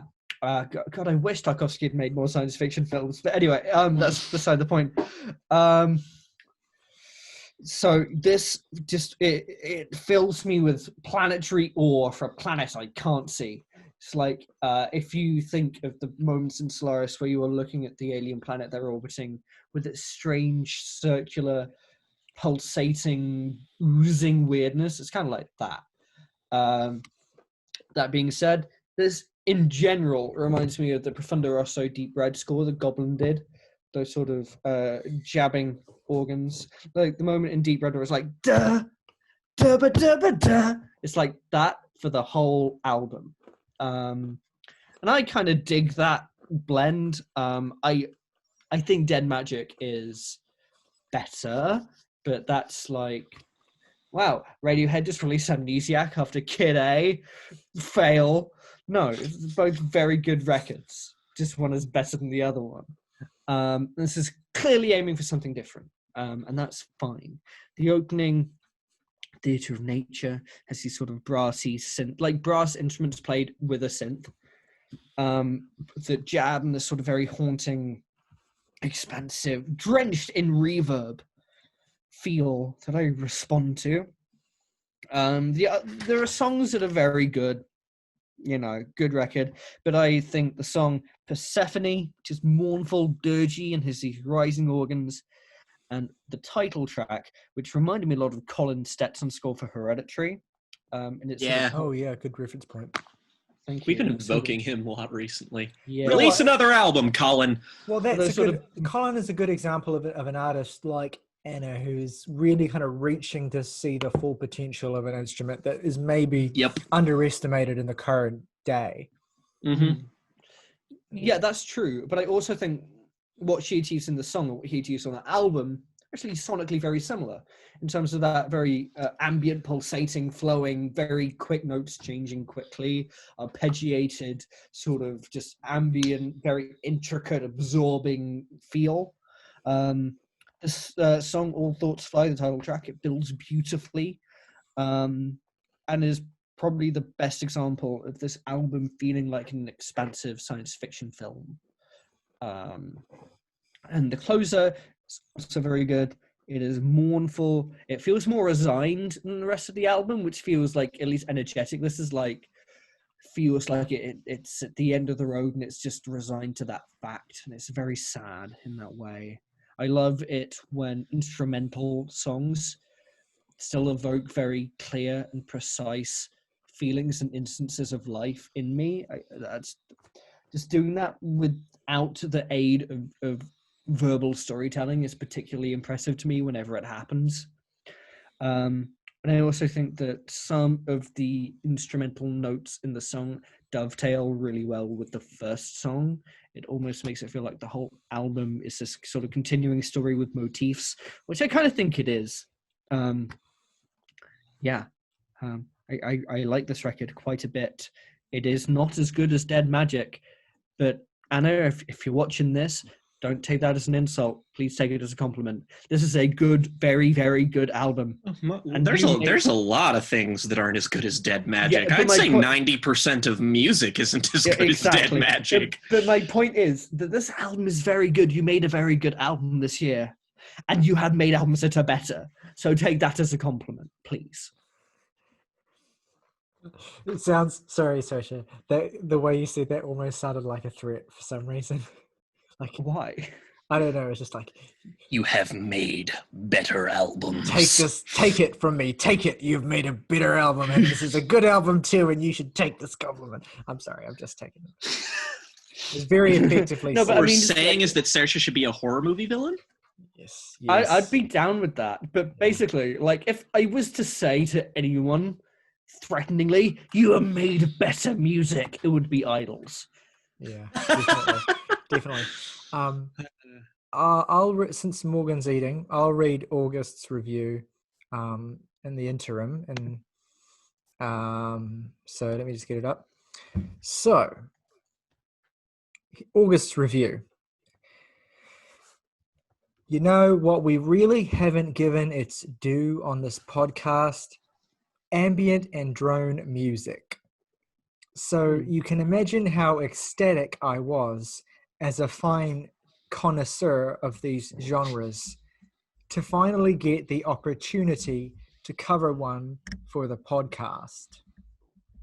And therefore, you can also imagine how quickly the joy faded from my face. I knew that was fucking coming. And realized, oh, it's a mid-tier album. Great. But I'm getting ahead of myself. One of the most interesting elements of this album is the fact that it was played exclusively on a pipe organ. I always love interesting self-imposed artistic limitations like that. So if nothing else, I'll give Anna some credit for this idea, which is quite interesting on a bass line. The first song, Theatre of Nature, is most definitely the standout on here. The track starts with this very pretty sounding drone bit, which descends into a note progression that to my ears sounded a little generic. On my first listen, I was thinking, is this all this is going to be? Well, that's lame. But then, as the track progresses, the melody is complicated and distorted by more and more drone parts in the background, to the point where the central melody becomes unrecognizable and distorted. It's quite a hard-hitting opener to the album that left me quite impressed. Every piece of this track comes together in retrospect of the end result in such a satisfying way. The second song, Dolore di Orsini, was played quite predictably though, the structure of that track doing nothing in particular to floor me in a major way. The third song and big single, Sacro Bosco, was nice, and I did find myself enjoying that a good deal too. I thought the closer to this album, Outside the Gate, was a compelling little piece. The interlude track, Entering, was a wet fart if I've ever heard one, and the remaining two tracks suffered similar issues of predictability as Dolore di Orsini. Now look, I know that for the most part I've given this album a little bit of rough treatment, but there are some good aspects to this album that I feel I should highlight to properly do it justice. First off, the sound design at play here is just excellent. This is the perfect type of album to experience while wearing headphones and just vibing, as it were. So yeah, this album definitely sounds very nice. But the actual composition doesn't particularly excite me all too much, save for a couple instances scattered across this album. I don't want to give off the impression that this is a terrible listen, because you'll certainly get pleasure out of it if it's playing in the background. But for my money, I would recommend Nicholas Jar's Cenizas, which is a fantastic ambient album from this year. Fair review from August. I can't say any of that surprised me. It's fair. Morgan, and he's do a loser. you wanna? Oh, you're still eating? No, I'm good. You're I'm just good? having a fry. Okay, cool. So much like everybody in here, big fan of Dead Magic. Probably the best thing I've listened to for the first time in 2020.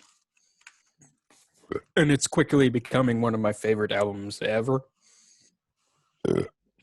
So the challenge for me is, for this review, is to focus on what this album is instead of what it isn't, because it's a personal pet peeve of mine when artists not artists, just when critics harp on an album being something that they, or rather being, trying to think how to phrase this. It's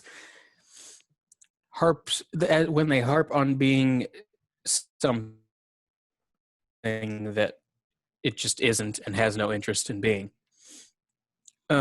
That said, listening to this, it does kind of feel like listening to a Björk album without the vocals.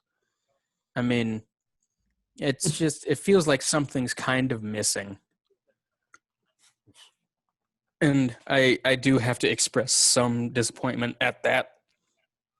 But that, I have refused to let that impact my thoughts on the album as a whole. Because what I think is here is really quite good and quite compelling in and of itself. I think, as August said, the best thing about the album is just the way it sounds. It's immaculately mixed and engineered and produced.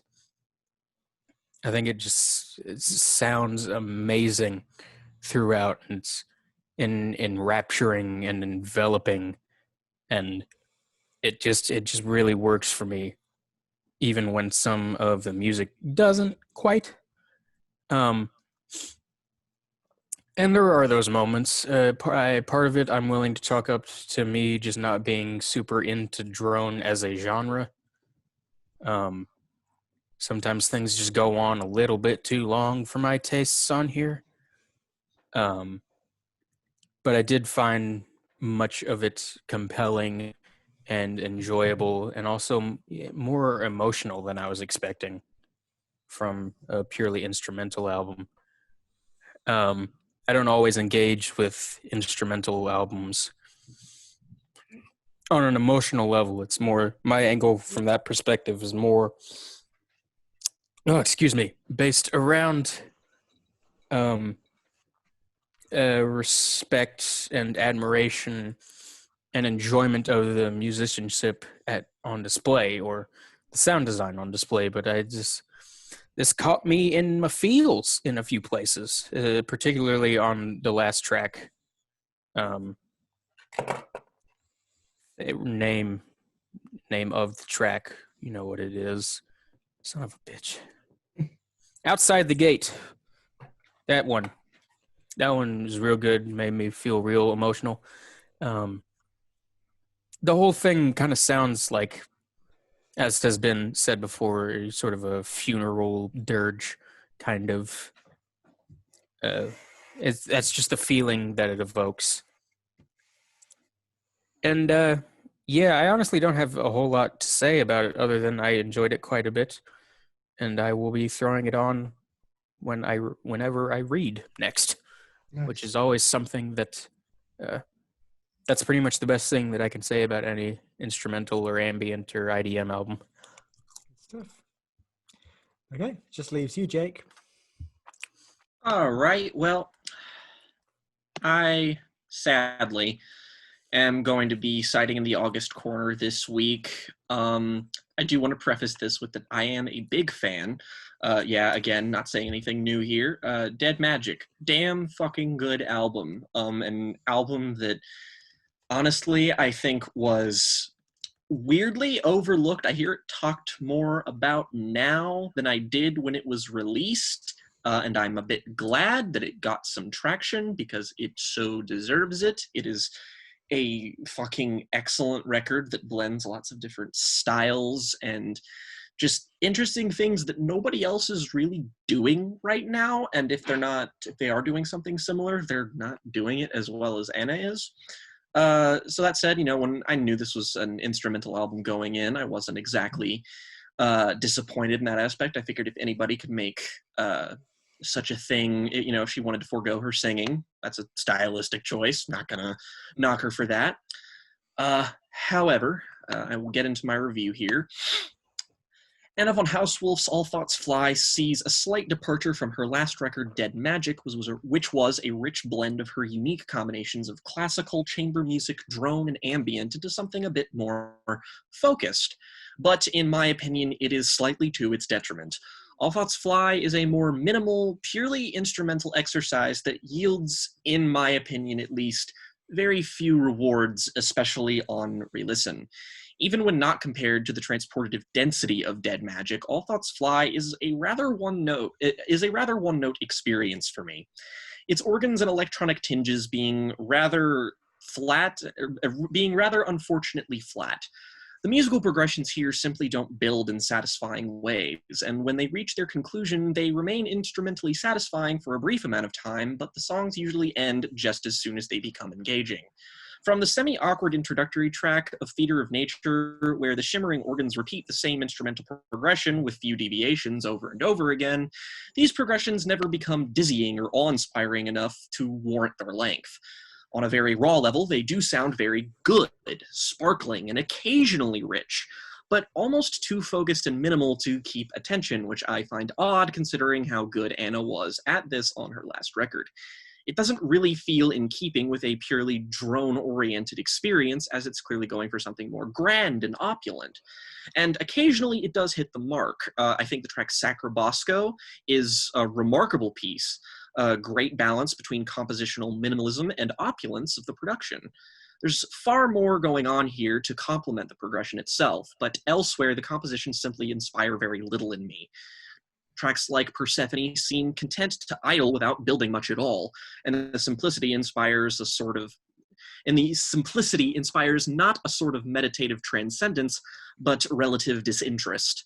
The more interlude-esque track Entering proves to be one of my more favored tracks, actually, as its brief length and more interesting sound palette at the very beginning are far more worthy of note than much else here. And in terms of sound palettes, that's where the record really lets me down. It's incredibly sparse when it comes to variety, and while this feels incredibly disappointing, and occasionally it does also feel kind of cheap, as the more synthetic and electronic sounds on stuff like the title track, and especially Outside the Gate, feel like they're coming straight out of an amateur FL Studio project.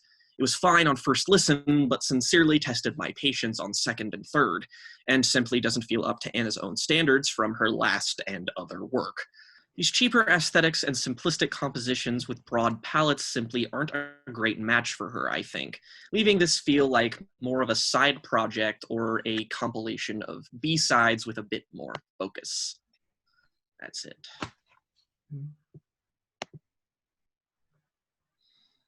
Yes. Very good. Any sense? Wow. What can I say? The organ sounds really weird. That's fine. I think definitely I do agree with some of the criticisms as I've kind of expressed myself, but I do think as well that your affinity for and proximity to drone music generally will probably be related to your enjoyment of this to a certain extent, like the extent to which you're content to listen to beautiful sounds just not changing for long periods of time. Yeah, I mean, I would just say, like, regarding drone music, it's something that I have yet to completely get on board with, but I tend to like it when I hear it. It's like approaching drone music is kind of like approaching noise music in the sense that there's no point going for the deep end stuff first, like the stuff that's really doing that really like long form, because there's no point jumping in there. You're better to jump into music that incorporates elements of drone music. Yeah. I am very familiar with drone music and drone adjacent things. Like, I'm a big fucking Sun fan, and I like shit that's like way more minimal than this. It just, the compositions generally just don't do anything for me. No, that's totally fair. No, totally fair. No, I mean, everything you said was fair. I'm just leaning into the meme. My three favorite tracks are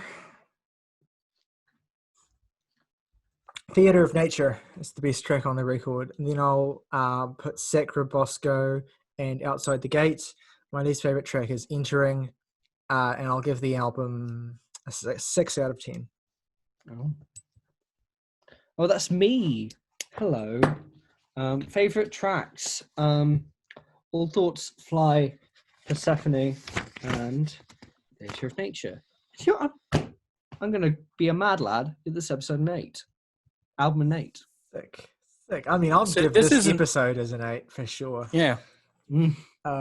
Morgan. My three favorites are Outside the Gates, Dolore di Orsini, and the title track. My least favorites is probably Entering from my least favorite. Oh. And for rating 7.5 out of 10. Oh, we'd love to see it. We love to see it. Yes, we do. In August's favorite tracks, Theatre of Nature, Sacra Bosco, and Outside the Gates, same as me. In August's least favorite track is Entering, and August gives the album a 6 out of 10. Nice. My favorite tracks are Sacra Bosco, Dolore di Orsini, and Entering. My least favorites, Outside the Gate, and I give the album a 4.5 out of 10. Ooh. That moment that Jake says he's in the August camp and August gives it a much higher rating than Jake does.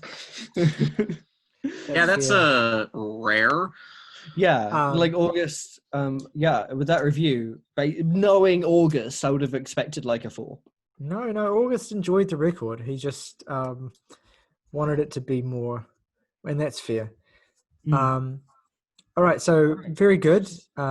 So, does someone want to introduce? Well, Jake should introduce the next record.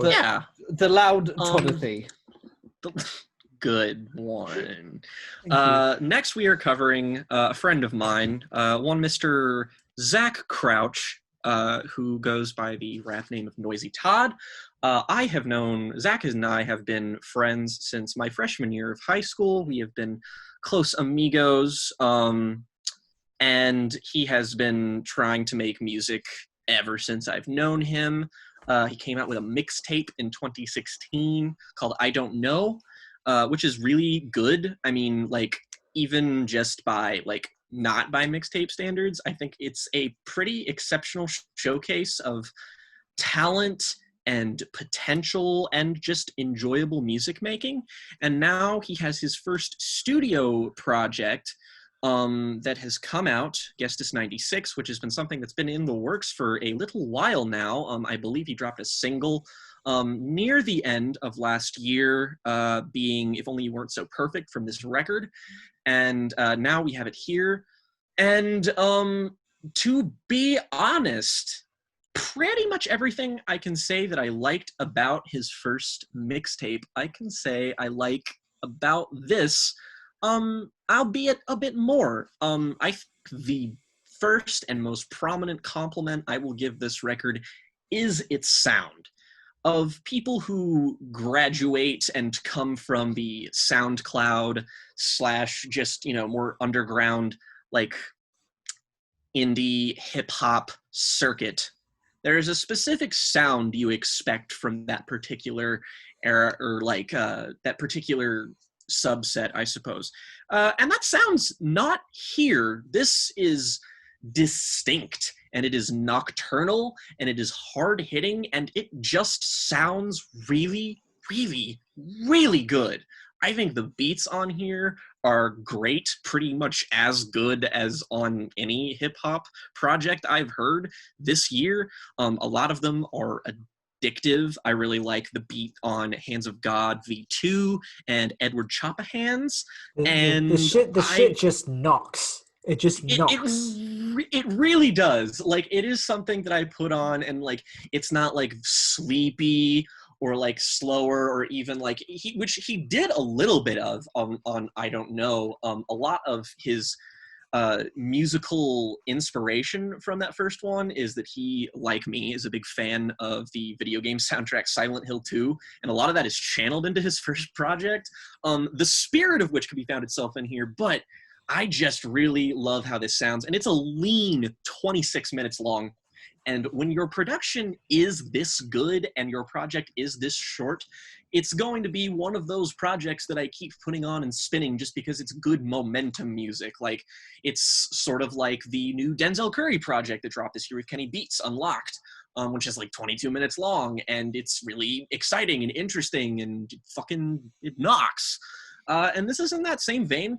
And Zach is more interested too in being a little bit more conceptual with his music. He doesn't stay away from being more personal with his lyrics, but this is a more flat-faced dive into a bit more of a persona for him, which I have been made privy to just because I've known him for years. I can recall many an experience of me and him going to Cracker Barrel and him talking to me about what he's doing with his music, what he wants to do, and a lot of that shows up in here. And I do think it is done to decent effect. I think he is good at channeling a character. The character in and of itself is not exactly anything new. It's not something that you can, like, even really all that distinguishable. It's clearly meant to set a baseline. He is trying to establish who he is and what he is doing here and build off of that and take it somewhere else. I know this trajectory because he's told me about it. So if you're looking for something like super heady and like, whoa, he's delving into it, it's not really that. But that said, he is entertaining. I think he is a good lyricist. He is very much in tune with what he's trying to do. He's very clever. He has a very, very good flow that has only improved over the years. He is always very energetic. He is always very on top of the beat. He definitely does not take on anything that he cannot handle, which is saying something considering how much is going on in these and considering how well they're all mixed. It's kind of astonishing that that's the case, just because I don't really think a lesser rapper would be up to snuff with this. But I really enjoy this. I know I'm probably more inclined to just because I am familiar with Zach, what he's doing. And yes, he is my friend. But that said, even if I wasn't, I would listen to this and I would say this is a project that not only is good, but paves the way for a very interesting future. So I think this is very well worth your time, as it is not a huge listen. Please go check it out and stream it. He deserves your attention. He's not big by any means, but I sure as fuck want him to be. And he deserves it because he's put a lot of effort into a project that is clearly very focused. Did he self-produce this album? I believe that he did. His mixtape was like, I think maybe some of the tracks weren't and some were, but on this one specifically, I know it was either self-produced or the things that he didn't do were probably done by his friends. He's got like a little tight inner circle of other friends who kind of make music and they design the beats. So it's either him or them. That said, it's not it's not outsourced or anything. It's very clearly done from like a ground up kind of way, which I think is the most impressive thing about this. Yeah, totally. Yeah. Well, is everybody all right with me going next? Do it. Live. Jesus fucking. Ugh. Okay. So I've known Zach for the past, like, what's it been, like 5 years now? Yeah. Almost as long as I've known Jake. I actually haven't talked to him in a few years now, but such is life. College do be like that. Indeed. But yeah, I've always known that he is very talented as a producer and a lyricist and a rapper, and that talent has only been amplified on this record. I enjoyed this a lot, particularly from a production and beat making standpoint. I think this record sounds great. The beats are all satisfying as hell to listen to. And the album just has a really great sort of dingy atmosphere to it. I mean, it feels like nocturnal and hedonistic. It's very like playing that up. Yeah, I mean, it feels like you're running around your suburbs with your friends doing unchristian stuff, and which is a great atmosphere to aim for, and I think he achieves it here. I think the songwriting is a lot of fun most of the time. admittedly, some of it is just not for me, particularly in the delivery. I think it's Gestas' interlude where he just kind of starts mumbling at the end there. Is that the right one? I believe it's either the interlude or the skit at the end. Yeah, the interlude, I think, is the one you're referring to. Yeah. Yeah, that just not a fan of the delivery there. And thankfully, that's really the only place it shows up. I thought the skit was funny, but I'm just not 100% sure why it needed to be on the album. I think take that out and replace it with another song, give the album a little more time in the oven for that would have helped things a fair bit.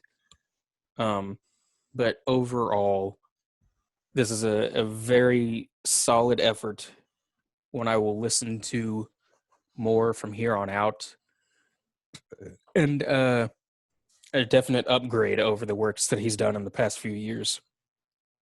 Very great, sort of, as someone who hasn't talked to him in a few years, it feels like I've sort of caught up with him as a person by listening to the album, which is a really nice thing.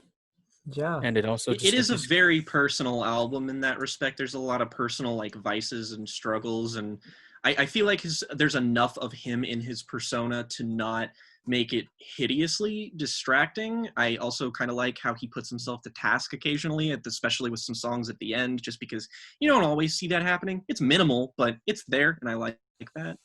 Yeah, for sure. Okay, well, I'll go next if that's all right. So I kind of went into this knowing nothing. I'm not familiar with Zach. I'm not familiar with any of his past work. The only context I have is that this is a person that Jake and Morgan know who makes rap music. And so the moment I hit play on this, I was what I was expecting, to be honest, like I had a feeling from the cover that it was going to be kind of like there was going to be a bit of an aggressive vibe going on. But what I was not expecting was for it to sound as polished and professional as it does. The beats here are excellent. And specifically the production on the beats is excellent. So if this is, even if it's not entirely self-produced, even if this is self-produced to a large extent, that is incredibly impressive.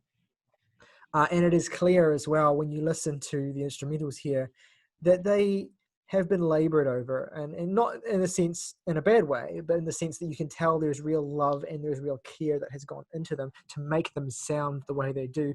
And the result, as I said, is something that knocks really, really hard. It immediately gets you on the opening track to Punch God in the Face, which, what a title for the opening song on your record. Great beat, really charismatic delivery as well. That was the other thing I was interested about, like what kind of style was this going to be in terms of like rapping, and it was quite cool to see quite a lot of charisma in the delivery and the flow that I keep wanting to call him Todd, but I know his name is Zach, so I can't do that, even though I did not remember his name was Zach when I wrote my notes, so I've got Todd everywhere. But I'm going to just substitute Todd for Zach. Yes, Mr. Noisy. Yeah. I mean, you should change his name to like Noise-E. It's like Pink Floyd. He really played himself with that one. Anyway, so really, Zach does afford a few really cool flows across the record. I really dig the flow on the opening track. I will say I think the hooks in this song feel a little bit underdone. They could have just had a little bit more work done, but still, it's a great opener. Hands of God B2 transitions really nicely from the previous track. It's got another real nice beat. Minimal, but the production value is really nice. And I think it's probably a more wiser bet to sometimes keep things a little bit more minimal with your production rather than feeling like you have to go all out, because it can be a lot easier to fail when you do that. But the minimalism here is really nice and tasteful in terms of the production. I will say on this track, I don't really care for the chipmunk vocals that are utilized at certain points. They're not that frequent in the track, but when they do turn up, it kind of just makes me go, oh, okay, no, please don't do that. Not a fan, but the rapping itself is very good. Again, it's more the aspect I'm most enjoying of words, what do they mean, is the technical aspects of the delivery here. Like the flows are really good. I don't find myself caring as much for some of the bars, which I think are a little bit silly at times in a track like this. It's not like I think that's something that Zach shouldn't do. It's just not something that I vibe with in terms of what I look for in my music. So it's a personal taste thing. He does not always take himself entirely seriously. So, with that, your mileage may vary. Yeah, exactly. But I, at the same time, I do like the irreverent aspect of that. Like, there are aspects I like about that. Like, it's good that Zach doesn't take himself too seriously, because rappers who do take themselves too seriously can become insufferable. And there's a real sense of fun on this record because of that irreverence that I really dig. So like, he's definitely a talented performer, and he fits into the beats super well. There's a narcotic feel to a track like Confessions of a Corolla. It's clearly influenced by the likes of Lil Peep, and even to a lesser extent, Mac Miller and Matt Champion. Mac Miller is probably his biggest inspiration. He is an enormous fan. Yeah, so definitely a bit of Mac Miller in there, and also I'm not sure exactly what it was that reminded me of Matt Champion of Brockhampton.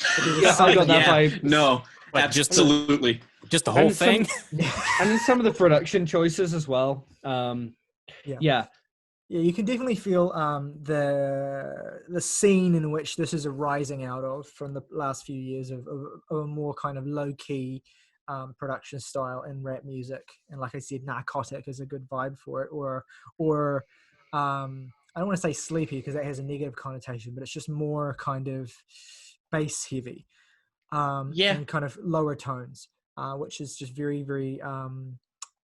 of the moment in a way that means this project fits really, really well in terms of the zeitgeist. It sounds like something that could conceivably be very successful with the right push as well. Like I could see this being popular, and that is, really, really impressive. I really, really love the beat on Edward Chopperhands. Great song. He tweeted something the other day that was just like, Edward Chopperhands is, he's like, it's a club song, not gonna front. And I'm just like, you might be on to something, because that song do slap. Absolutely. Like the way the song has these kind of gentle melodic tones that contrast against a more aggressive beat. It works really well. It's very well executed, and he rides it super nice as well. My only complaint about this track, and it's a very facile complaint, is just that it feels like it ends too quickly and trails off a little bit. I would have loved for this track to have lasted longer. Garden Springs Cowboy, the rhyme schemes on this track are super great. It's very clear how much time and effort was put into the pen game on a song like this, especially. I really dig the flows and the rhyme schemes on this song in particular. This was one where I really kind of thought, okay, wow, this is impressive. Yeah. I will say I kind of feel like I should comment a little bit on the lyrical content at this point for the record, because it's a bit hit or miss for me, as I've kind of suggested. Like I said, there's an irreverence to it, kind of a little bit of a dabbling in some hip hop cliches and some kind of images and aesthetics of like the rapper, and it's a very kind of at times silly, but it's clearly done so in a purposeful way. It's just something that I don't always kind of connect with, and it also is something that I think when the record has a moment of like genuine emotional connectivity and like pathos, and like when we really kind of starts to feel like we're seeing the real Zach towards the end of the record, I do think like, I get that it's kind of like talking about performativity and how to be a rapper, and then sort of pulling away the mask at the end and sort of showing the real person. But I do wish that we had seen a little bit more of, or at least maybe it's just my perception, but I would have loved to have seen a little bit more of the the intimacy and authenticity of a track like The Impenitent Thief, for example, which has a great beat. Again, I'm beating a dead horse here, but the beat is really atmospheric and beautiful on this track, and it's clear a lot of the emotional intensity was saved for it. It's a great closer. I appreciate the introspection on this track generally. Overall, there are a couple songs that I just did not really work for me, and I haven't really mentioned them, but I didn't really care for If Only You Weren't So Perfect, and I don't particularly care for the interlude either. But most of the tracks here are pretty damn good, and it certainly sounds a lot more professional than I was expecting from someone who's sort of just coming up at the moment. So great stuff. I would love to hear the next record. Sounds a damn sight more professional than my EP. Well, I mean, No, that's the Morgan, thing, though, is your that, EP like, sounded great, and so did yours, Saoirse. Yeah. It did, and Saoirse's definitely did. But I would never compare what my part of why I love folk punk music is because it's not because maybe my music is so inspired by it, although it is. It's because it gives me the confidence to work with lo-fi materials and feel okay with a lo-fi sound. I mean, I was just going to elaborate and say that was, I mean, frankly, it was a silly comparison. It was more of a offhand joke than anything. Oh. But I think all the styles of production suit each of them in their own way. I think there's a good balance struck on your record, Morgan. I think there's the extreme sort of heavily leaning into the lo-fi aesthetics of yours works, Saoirse, and I think the polish of Zach's works here too pretty great. Exactly. Yeah, I mean, I obviously have great big gripes with the production of my EP, but that's because I'm enormously self-critical. I mean, aren't we all self-critical of our own work? I mean, what do you think I couldn't do if I couldn't go back and re-upload a slightly more polished version of my own manuscripts for my books on Amazon? I would fucking die. I would die. I mean, that's what I'm reading now. Is one I own, to see updated manuscript. But I think any good artist should have a little bit of hate for the work they've done. And honestly, I feel like that's just true. No, I said that completely seriously. Because I think you, more than anyone else, will be able to see the distance between what you wanted to achieve and what you've produced. Anyone else just looking at it will see what you've produced and take it for that, and you can't do that. I think it's healthy to do that because it means you're always aspiring to get closer to what you want to make. We've talked before about artists who hate the first thing they've made, specifically Everything. Zach also has expressed deeper, even though I'm still going to gas it up because I think it's a great project, he just does not care for his first EP or his first mixtape in any way, and I'm just like, I'm glad that you're critical, but you're wrong. I know Backwash hates her first EP as well.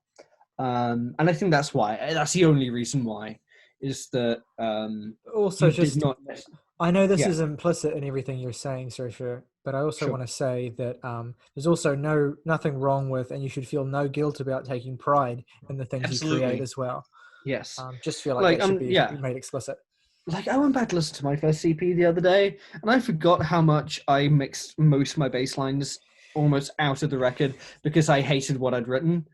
I just forgot, but I'm still incredibly proud of it. As you should. And I feel like Zach is probably in a similar state right now of just he's definitely very proud of this, as he should be. A lot of friends in our high school circle are sort of spreading this around, and I am just very glad that he is succeeding on even a small scale, because he deserves pretty much every bit of praise that this is getting from people, even though its exposure is admittedly very limited. And I think that it's great that it's sort of there's almost I would say sort of a grounded relatability in the very few issues that me or Tyler even have with this album, and that it's just it just feels like something that's perfectly setting up room to grow. Like delving into this and establishing this persona so that you can take it somewhere and that you can move your music forward. And that's like the best thing about a first record. Yeah, I mean, I was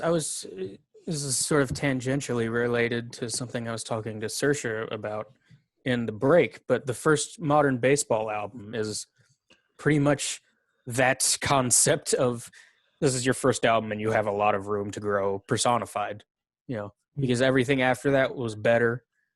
And, you know, it's just so clearly like a first album from people who have a lot of passion and a lot of talent, but it just doesn't always quite come together. Funnily enough, Modern Baseball, another like enormous influence on Zach. He is That's nuts. huge fan of Holy Ghost. The reason I was talking to Morgan about that is because in the break I was listening to my vinyl. Wow, of Holy Ghost. Shit, full circle. Yeah, I mean, having known him, that's not surprising in the slightest. No, he's definitely into like the relatable emotional darkness of stuff like Modern Baseball, and even Brand New to a certain extent. He's also a really big fan of Devil and God, so a lot of that more like internal turmoil stuff comes from like emo and Midwestern emo kind of stuff, which I think does give him an interesting edge to build from. Yeah, definitely. But no, regarding Zach's album, I think the artists that tend to stick around the longest in the industry and be good the longest aren't the ones who have one album that breaks because of studio pushing and they're a flash in the pan. Like, who remembers Catfish and the Bottlemen? Who remembers them? No one. Evidently not me. Yeah, I do, for unfortunate reasons. Oh, Jesus. Oh, okay. But no, well, it's just that they suck. Yeah, they suck. But they were one of those acts where the bands that stick around the longest aren't the ones that break immediately, I think, but the ones that keep plugging away and build a fan base in that organic way. They grow from a local scene to more people listening to them because more people recommend them. And they just keep putting out material. What that reminds me of is the Clap Your Hands Say Yeah, which were an indie band in the 2000s that had an indie band title, all right. They put out an album that got like immediately boosted by, I think, Pitchfork, and like they were a big buzz band. And they did a massive tour, and their supporting act, this was in 2005 or 2004, and their supporting act was a small band called The National. And what happened was Clap Your Hands Say Yeah flamed out after their first album, which got like all this big push. And The National were steadily releasing their early albums, which were kind of modest, but they were getting better with each record. And then Boxer broke in 2007, and they became huge. And then no one ever listened to Clap Your Hands Say Yeah again. Yeah. That's so many like I almost prefer that. Like if you don't come out of the gate with like, you know, there's for every person who has like, there are the few people who have like very few albums and they're all good, but then for every one of those there are 20 like Nas's where the first album they make is eternally what they will be known for, and like 50% of their remaining work will be completely forgotten from the public consciousness for the rest of time. And then there's people who have like records that aren't instant classics but clearly have like a creative drive that is maintained, and that is way more consistent and way more promising if you ask me.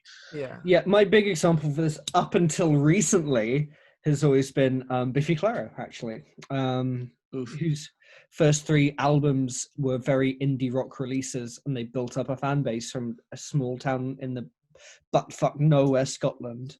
And then they went on to release the albums they did that were really big.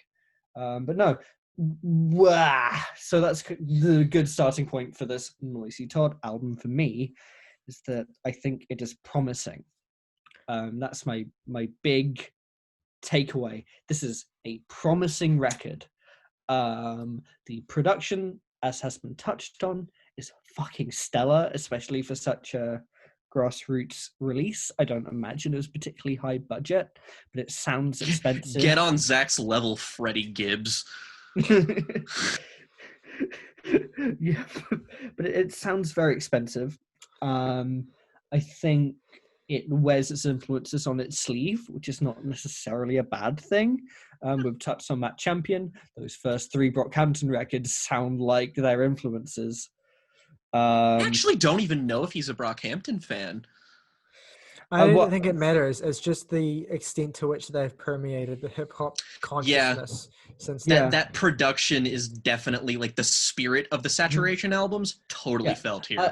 I also think if you have patience for the more tolerable sort of modern trap acts, you'll have things to appreciate here. Not saying it's a trap record, but you can see that that's very present in the hip hop community. Like what I tried to get across is that it seems to come out of like that scene of like narcotized and darker and more emotional rap. Like Lil Peep was what I thought. Yeah. No, but my point is this isn't of that genre.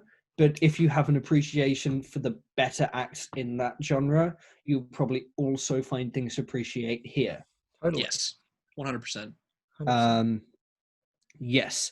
That being said, I'm glad that you said that this is a persona he is doing, because I found the personality of the lyrics of this record obnoxious. It's just, God, if it wasn't a character, I would feel very ill towards the person. We know him. How do you think we would feel? Yeah, it's very. Not only is it obvious, it's also just like clearly him working through. I mean, like this is easier to say, obviously, when you're in the context of me, who has known him forever and knows everything about everything that's led him to this. But this is basically him putting all the things he hates about himself, like wringing it out to dry and just sort of shoving it forward. And it's, again, not going to always hit home. Even like the best of rappers struggle to do that. Freddie Gibbs again comes to mind. But it's I feel it is definitely done with a self-awareness here that makes it far more palatable.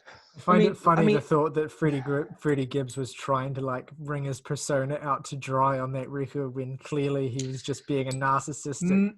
No. I mean, that's the thing. That's the problem. It's that he didn't do that. Yeah, I mean, the album still sounded that way. I appreciate that, this guy, and I don't at all. I wish I'd gotten more of that from the record. I wish I'd understood that better from just listening to the record. No, the context totally helps us here. Yeah. And I think that knowing that, it makes it a better record, but I shouldn't have to know that to get it. Or at least I think it would be nice if the record had made it a little clearer. Sure. Because I got to the last track and then I kind of realized what he was doing, but it could have been a little bit more clearly expressed at certain points. And I think the last track is my favorite track on the record by a long way. Great song. I think it is a great song, and I think this guy has a lot of skill, a lot of potential, and I'm glad, as I've said before, that we are getting on the ground floor with this act. I've said that about other acts we're covering, and I'm going to say it about this guy. The fact is it's like a lot of rap records have posturing that I find grating, specifically when it comes to objectification of women. And it's like, I understand if it's an act that you're projecting and it's commenting on that, but I can't help but imagine some like young girl hearing that song or a song that does that and how it would make them feel, irrespective of whether you're posturing or not, whenever that happens in any genre. I said about the Rolling Stones record as well. And so that's always a bit of a stumbling block for me. And it's here. You can choose to go with it, but it's there, and that has to be acknowledged. That being said, this does have way more self-awareness than other records we've talked about where I brought up this complaint. It's really funny to see Zach blatantly in one lyric address his own misogyny, except the funny thing is that it's like every single hip-hop album I've listened to this year is demonstrably more misogynist, and he was doing it intentionally, which is really funny.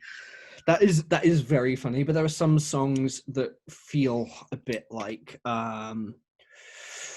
talking about misogyny in ways that also indulge a misogynistic gaze.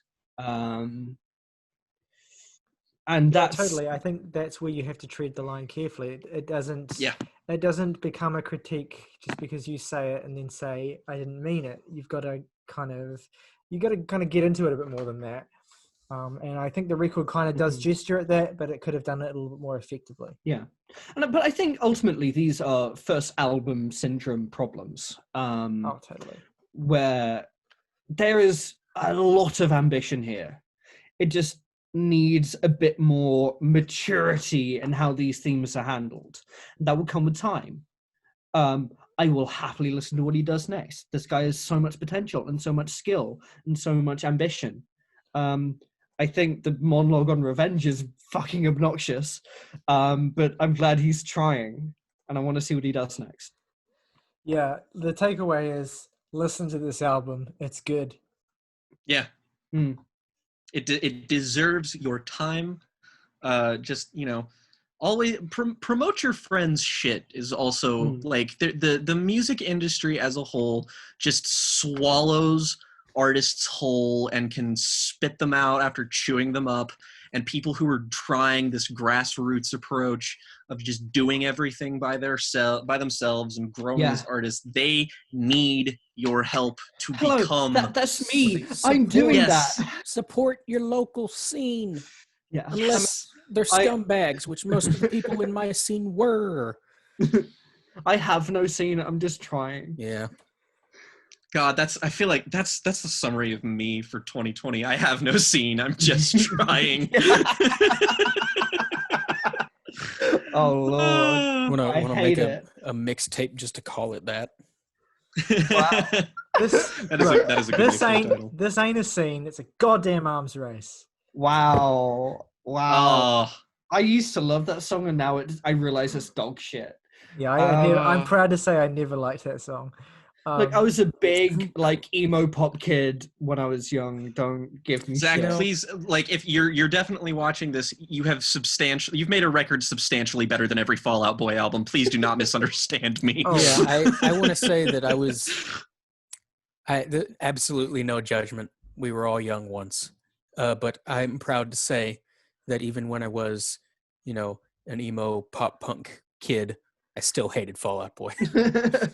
There's a great Pat the Bunny song called We Were Young once. So I recommend them all the time, and no one listens to them, but that's fine. Anyway, tracks and ratings. Saoirse, we have so much damn stuff to listen to just for this podcast. I mean, you want me to listen to Pat the Bunny? Throw it in the recommended. I will do it one day. I've got a lo-fi folk punk album in the roster already. I think that I'm looking forward to. Good stuff. I mean, I'm just trying to get you into the fuck around and find out mindset. So, Jake, do you fuck around and see what happens. Jake, do you want to go first? Checks and ratings. I'd say my favorite tracks here, surprisingly hard to pick just 3 because there's there's definitely 5 or 6 that really deserve your attention at least. But I will say Edward Choppahan's Confessions from a Corolla and probably Garden Springs Cowboy. Least favorite song, it's either Garden Springs Cowboy or The Impenitent Thief. Both of them are great. Impenitent Thief is an amazing closer. I'd say least favorite is probably the skit, just because by virtue of I don't like skits when anyone does do them ever on any hip hop record. This is just a thing with me. Good rule of thumb is that if Brockhampton did it and Jake still didn't like it, he's not going to like it. No, if I have them, I never listen to the Brockhampton skits, but I appreciate him at least trying to thematically tie something in with that, because even then people don't always do that. So again, shout out for that. And I'm going to give the record a light 8. Nice. Well, shit. Ooh. Morgan, you're up. My 3 favorite tracks are The Impenitent Thief, which is just aces, I think. That'll make it on my favorite songs of the year list whenever we get around to doing that, probably. If I was the kind of person who really listened to playlists or made them, that would be going on a playlist. But my other two are Confessions from a Corolla and Edward Choppahands. And it's my favorite song title ever, so by good. the way. So many good song titles on here. There are lots of good song titles. And my least favorite is the Gestas' interlude. And I am feeling a strong 7 out of 10. Nice. So that's me. My favorite songs are The Impenitent Thief. Let's go with Gestas' interlude. I love the jazz feel of that. It's nice. And the opening, To Punch God in the Face. Just what a good title, great flow, great energy. It's mixed beautifully. My least favorite track. I'm stuck between Revenge Concept and Garden Springs Cowboy, but I'm going to go with the skit. It's bad. And I'm giving this record also a 7. Excellent. My 3 favorite tracks are Edward Choppahands, Garden Springs Cowboy, and The Impenitent Thief. My least favorite track is If Only You Weren't So Perfect, and I give this record also a 7 out of 10. Nice. All right, Zach, you're ranking up there with the top half of our records. What does August think of it? Yeah, I wonder. Yeah, he didn't listen to it. I don't believe August. August did not supply me with thoughts. It was probably just because like we originally just sort of intended to do this as like a little side thing, but then we all ended up listening to it. Right, so, right. Well, anyway, support your local artists. Support Rock on, the girls. good film. Yeah. So thank you. Make sure that you get down there in the comments section and let us know what you think of these albums. Mm-hmm. Are they good? Are they bad? Are we wrong? Are we right? I see red. Let's my brain's broken. Oh my god. Okay, what are we doing next week? Next week we're doing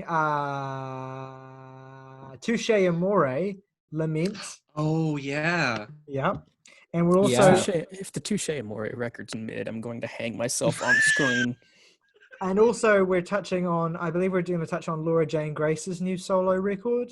Yeah. Stay Alive. Yes. And I also want to get us to review as well in some format, whether we have this record as the second record or the Laura Jane Grace record. I don't really care as long as we talk about it. I think the way that we could arrange it is let's just decide when we have August here which record is the bonus record. Yeah. And it's either going to be Laura Jane Grace's Stay Alive or the new, I think, Mets record, is it? The new Mets record. It's called Atlas Vending. It is loud, noisy noise rock that bites, and it's great. And I can't wait for you to hear it.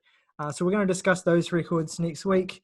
And so, go and check out our fucking record club review that we're about to record, which is for John Coltrane's Ascension. Next week's record club review, I believe, is Smash Mouth, Astro Lounge. And we have special guest Zachary back with us. No, this is not a meme. We are actually doing this. Yes, we are. So anyway, thank you for watching.